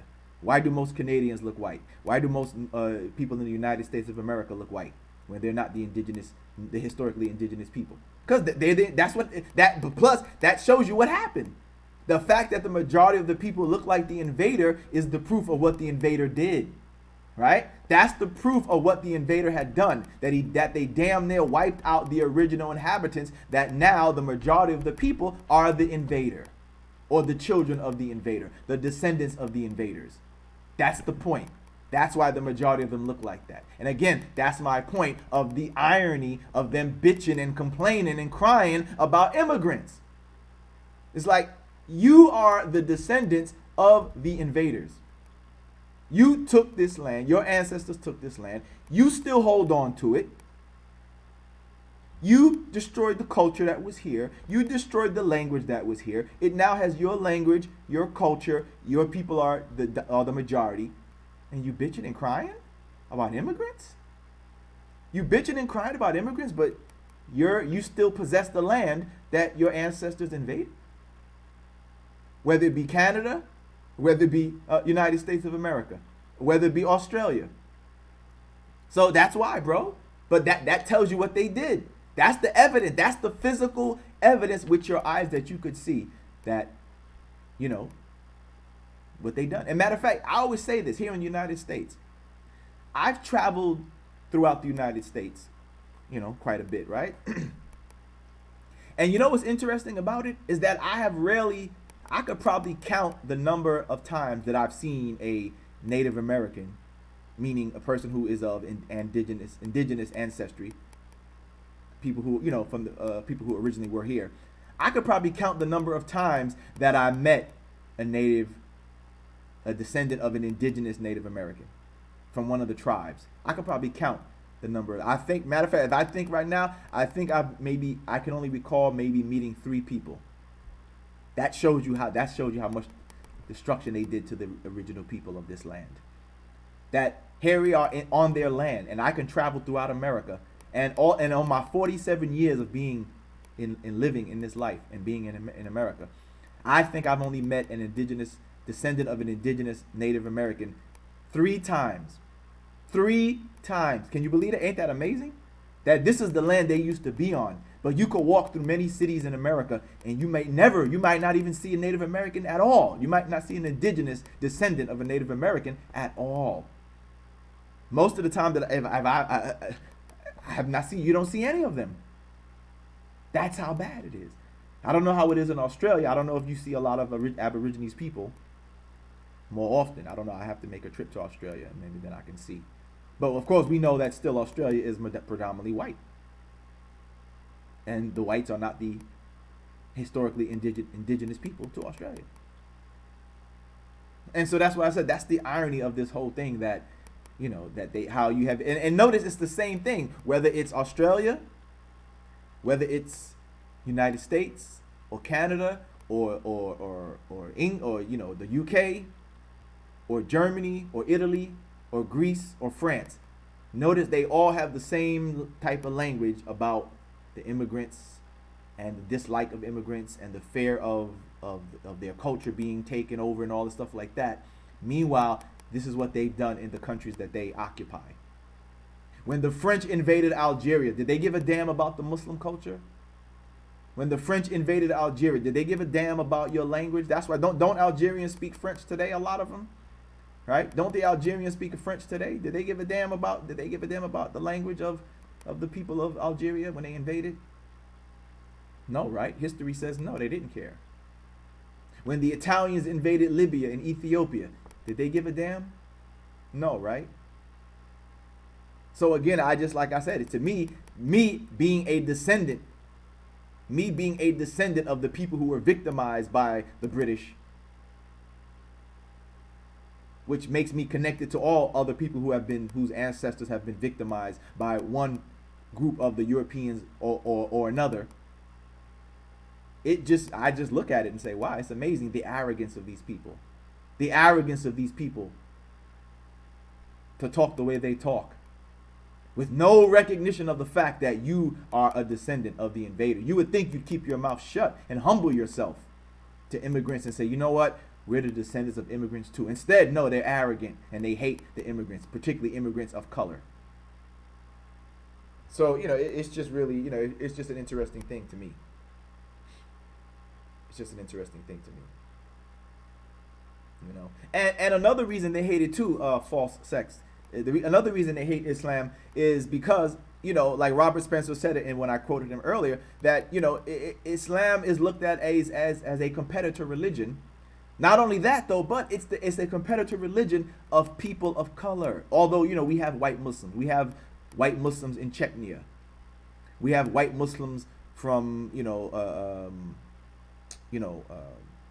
Albania, Yugoslavia. We got white Muslims in Turkey, right? Although I don't know, sometimes a lot of Europeans don't really consider the Turks as whites sometimes. But a lot of the Turkish brothers and sisters, they look white. But for sure, in Chechnya, those are white Muslims. Chechnya is white Muslims. Albania, white Muslims. Yugoslavia and all these places, those are white Muslims, right? Those are our white Muslim brothers. That's right, white Muslim brothers and sisters. I said it.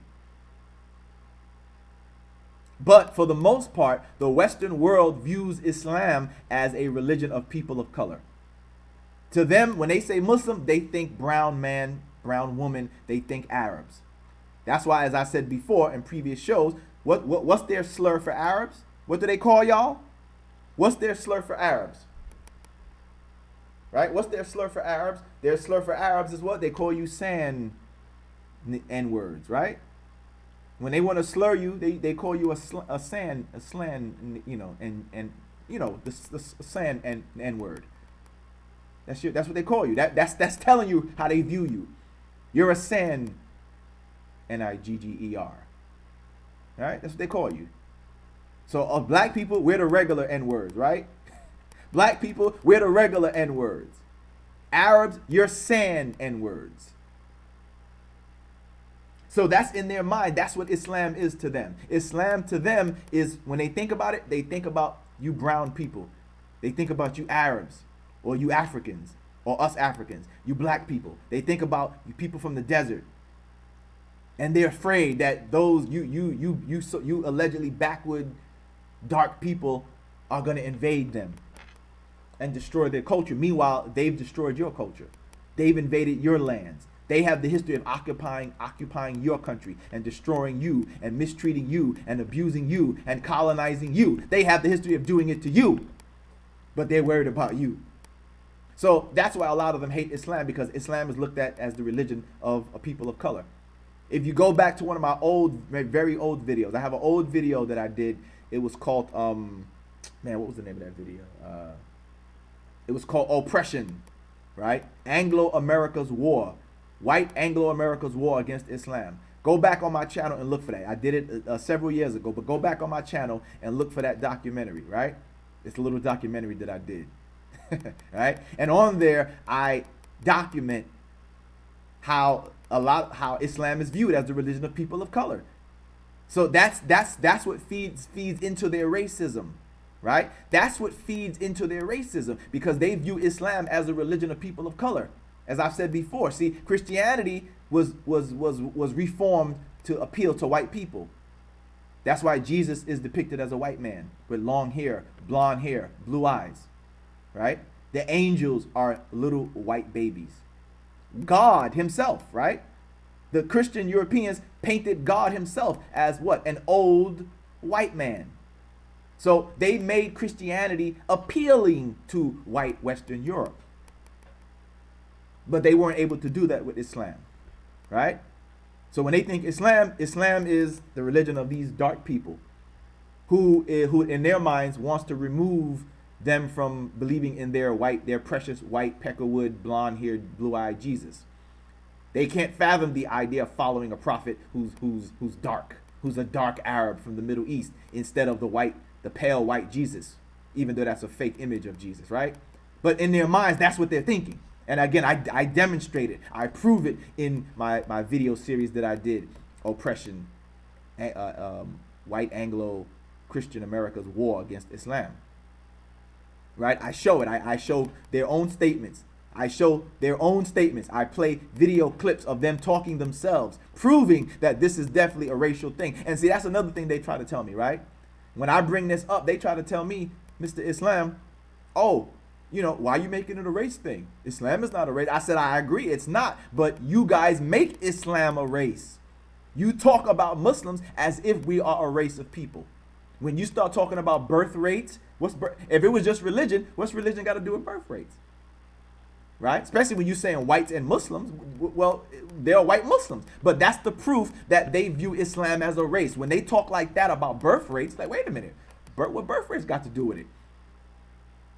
You're talking about how are you comparing white people versus Muslims when Muslim is a religion? But that's the proof that they view Islam as a race of color. The fact that they would compare and contrast white birth rates versus Muslim birth rates is a proof that to them, when they say white and Muslim, that proof that they mean when they say white and Muslim, that shows you that to them Muslim means a non-white people. They tell on themselves. They expose themselves with that. See, they expose themselves with that. They expose themselves with that. And as I've posted before, didn't I share with you guys the article and the study that talks about how the media has, what they call racialized Muslims? I've shared this with you guys in some of my other shows, my previous shows from months ago. I showed where there's been studies that actually document the same argument. I'm not making this up. There's documented studies that show that, yes, Muslims have been what they call, quote unquote, racialized, meaning even though Muslims are not a race, we have been made as if we are a race. The Western media speaks about Muslims as if we are a race. So we have been racialized. And that's why they talk about birth rates. That's why they talk about the fear of whites being replaced by Muslim immigrants and all of that. Why would you be afraid if they're white Muslims? You know why? Because again, in their mind, Muslim is a non-white person. So when they think Muslim, they think non-whites are coming invading our country. So that's the proof in their own speeches and talks and articles and books and whatever that Islam is viewed as a race. That's the proof right there. Like I said, brothers and sisters, all you have to do is let them talk, right? All you have to do is just let them talk, right? Let them talk and they will expose themselves. All you got to do is let them talk and you will see how they will expose their thoughts. And you'll see that they're talking about is that Muslims are viewed as a race, that it is, that they are bigots against all Muslims, not just the terrorists, not just the extremists or the radicals, as I've exposed in this stream today. Okay? Well, I think we covered the topic pretty well. We, and so, like I said, I'm saying to the white community, if you say that you're not racist and bigots and you want to help, you want to be an ally, you need to talk to your own people. The same way y'all told Muslims we got to talk to our people. The same way you tell black Americans to take self-responsibility and personal responsibility and all this for thugs and gangster rap and all that. Now is you guys to take your own advice. Start talking to people in your own white communities about racism, about bigotry. Start speaking out against them. Start challenging them. So that way this world doesn't just erupt into a whole bunch of chaos. Blacks fighting whites, whites fighting blacks, blacks against this, whites against Muslims and all that. Whites against Latinos, Latinos against whites, blacks, whoever. If we want to fix this world and stop the world devolving into chaos, then speak to the people in your community against this type of bigotry. Speak against the Robert Spencers, the Pat Buchanans, and whoever else, the hell else, the Pamela Gellers, whoever the hell else is promoting this nonsense. And for my Muslim brothers and sisters, if we want to stop and counter this hatred and bigotry against us, as I've been saying on my last several shows, support platforms that are trying to do the job to put out information that refutes, debunks, and counters the lies and misinformation that is spread against Islam. Right? That's our job on our part. and to take the information and educate yourself so that way you can be able to utilize the information and debate these people or refute them or educate them and help those to get the message out. We need to get our message out just as loud, if not louder, than these people. I'm going to keep saying it to you. I'm going to keep saying it to you until we finally get it.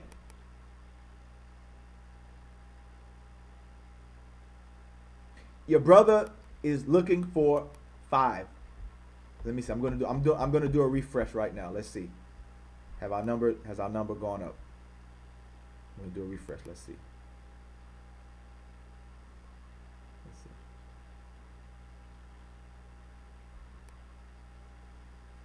All right. Looks like I still got 3 people. I'm trying to get 5 total. All I need is 2 more. 2 more patrons to support the work that I'm doing.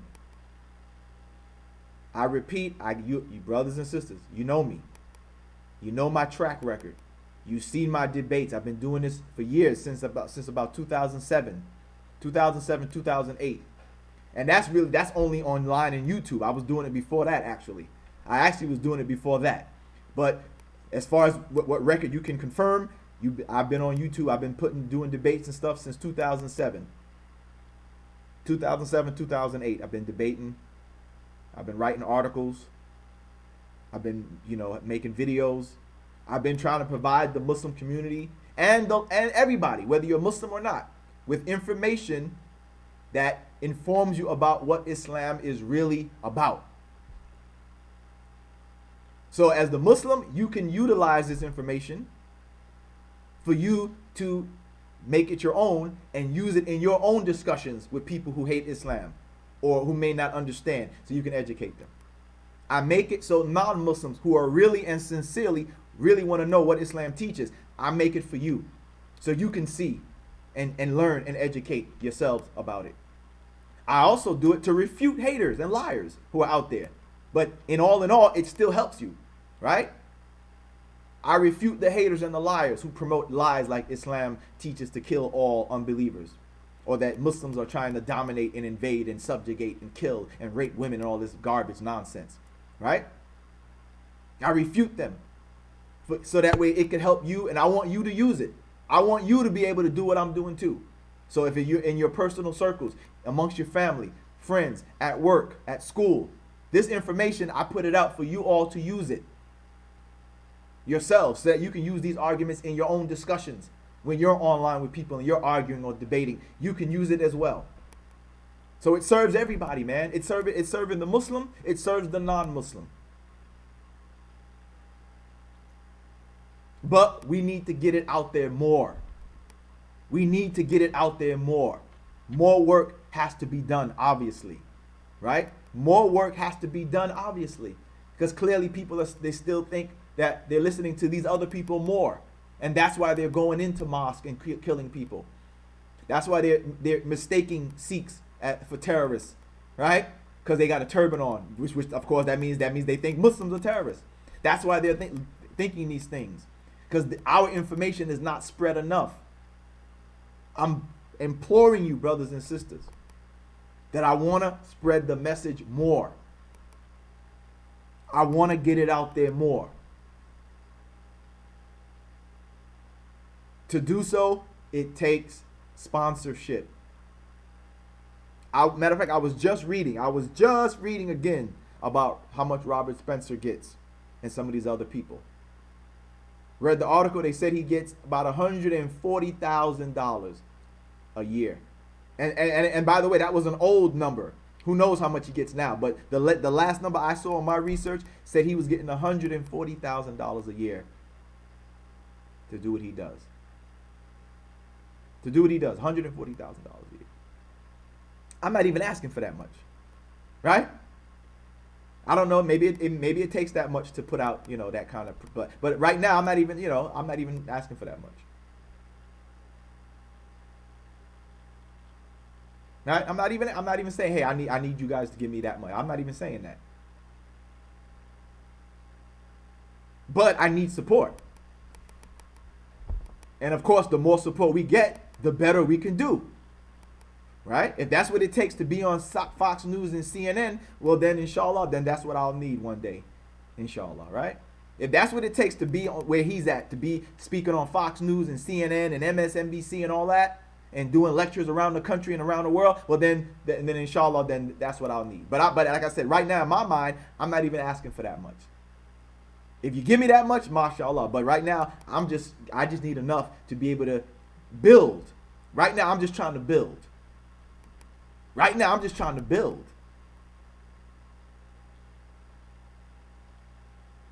I'm asking for five people. I have 3. Alhamdulillah, all praise is due to Allah. I'm trying to get 5. I need 2 more. And then, like I said, once we get 5, then my next goal will be 10 people. Right? My next goal will be 10, but I'm struggling to get 5. Right? MashaAllah. SubhanAllah, I'm struggling to get 5 people right now, man. Last several shows, I've been asking for 2 more people. 2 more people. 2 more people. 2 more people, inshallah. Get me to 5. And then my next goal will be 10. Meaning 5 more. After I get 5, then I'm trying to go to 10. But right now, I just trying to get 5, man. SubhanAllah. And like I said to the brothers and sisters, look, let me know. If you want an easier way to donate, let me know. Let me know. I got Cash App. If Cash App is better for you to support your brother, please let me know. I'll make it as easy for you as possible. I already got the PayPal. I got the Patreon. I got the Amazon where you can buy my book, buy my videos. Let me know what you think is what I want to know. What's the majority of what you think is the easiest way to help support your brother? If it's Cash App or the Venmo app, let me know which app is best for you to help donate to your brother. And I will put that link available for you to do it. I want to give as many options available that whoever thinks is the best way for them to help the brother out. Please help the brother out. Please help your brother out. Remember, as Muslims, you get rewards for it. Remember, as a Muslim, Islam teaches that when you donate, you get reward back. Two times, 5 times, 10 times back. You get reward for it. Plus, it's to a good cause. Please help your brother out, man. Help us expand this platform. See, you know what's funny? Years ago, I thought that this would die down, right? Years ago, I was like, you know what, man, this may start to die down. But I was wrong. Here we are years after 9/11. Matter of fact, by the way, though, the anti-Islamic stuff started even before 9/11. When I became Muslim back in the early 90s, right? I became Muslim in, 1991? I believe I was when I became Muslim, right? We started to run into the anti-Islamic rhetoric back then. It just wasn't as well known because we didn't have, the internet wasn't well established yet. Right? So social media wasn't, you couldn't, the information didn't spread so fast. But it was out there. It was out there. The anti-Muslim stuff was out there back then. And it just started to increase more and more as the years went on. Of course, 9/11 really exploded it. And it continued on from there. But several years ago, I had thought that perhaps it would die down. Right? I said, you know what? Maybe this will die down in a few years. But I was wrong. Here we are. Over 10 years later. And it's still going on. And it's probably going to continue. But from the way things look. From the way things look, it's probably going to continue to go on. So I was wrong. I said, it'll probably die down. But unfortunately, it doesn't look like that's happening. So there's a need for Muslims who are out here doing the work to refute and write articles and make videos and such to refute, debate, debunk these people. So all I'm saying is, please support your brother. And like I said, please, if you guys feel that you prefer another means to support, let me know. Let me know what that platform is, whether it's Cash App or Venmo or I don't know what other platforms. But let me know if there's something better that you think is better that you prefer to donate through. Please let me know if that's what it takes to get your support. Right? I sound like a president campaigning. I sound like a president campaigning to be the president of something, man. MashaAllah, MashaAllah. All right. But I think we've covered everything. We've spoken on everything. I'm going to go ahead and let it go on that. All right. Whoa, man, the text is moving so fast. I'm trying to.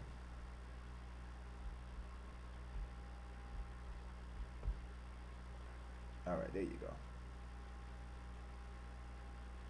All right, so we're gonna go ahead and end it on that, brothers and sisters. Like I said, if anybody watches this video later, at a later date beyond the stream, please know that the links in the description of this video are active 24/7. 24 hours a day, 7 days a week. These links are available. So if you catch this stream at a later time and you want to donate, you can utilize the links in the description of this video. Is my entire family? No, my entire family is not Muslim. You know, there's a portion of the family that is Muslim and there's a portion that is not. Right? So there's a portion of the family that is, and there's a portion of the family that's not Muslim.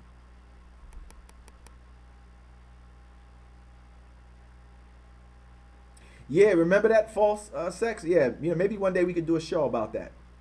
Maybe one day we could do a show about that. Yeah, a lot of people don't know about that too, that they had those Israeli agents that were arrested. They were dancing on the roof across the water in New Jersey. They got caught. A lady saw them. She called the police because she thought they were Muslims. She thought they were Muslims that were dancing. They were celebrating on the roof of this house in New Jersey, and so she called the police. The police picked them up. Come to find out, they were Israelis. But people don't talk about that, do they? But people don't talk about that, do they? Huh? You know? Yep. People don't want to talk about that. They were celebrating happy. People don't talk about that. Like I said, I'll leave that for another show. I'll leave that for another show one day. We'll make maybe one day we'll make a show about that. But all right then, brothers and sisters, I appreciate you watching. Whoever watches this, if you watch this at a later date, later time, I want to thank you in advance. If you decide to sponsor us, to donate, I'll thank you. I thank you now in advance and ask that Allah reward you. All right, brothers and sisters, good show, good topic. I will talk to you guys later. Assalamu alaikum.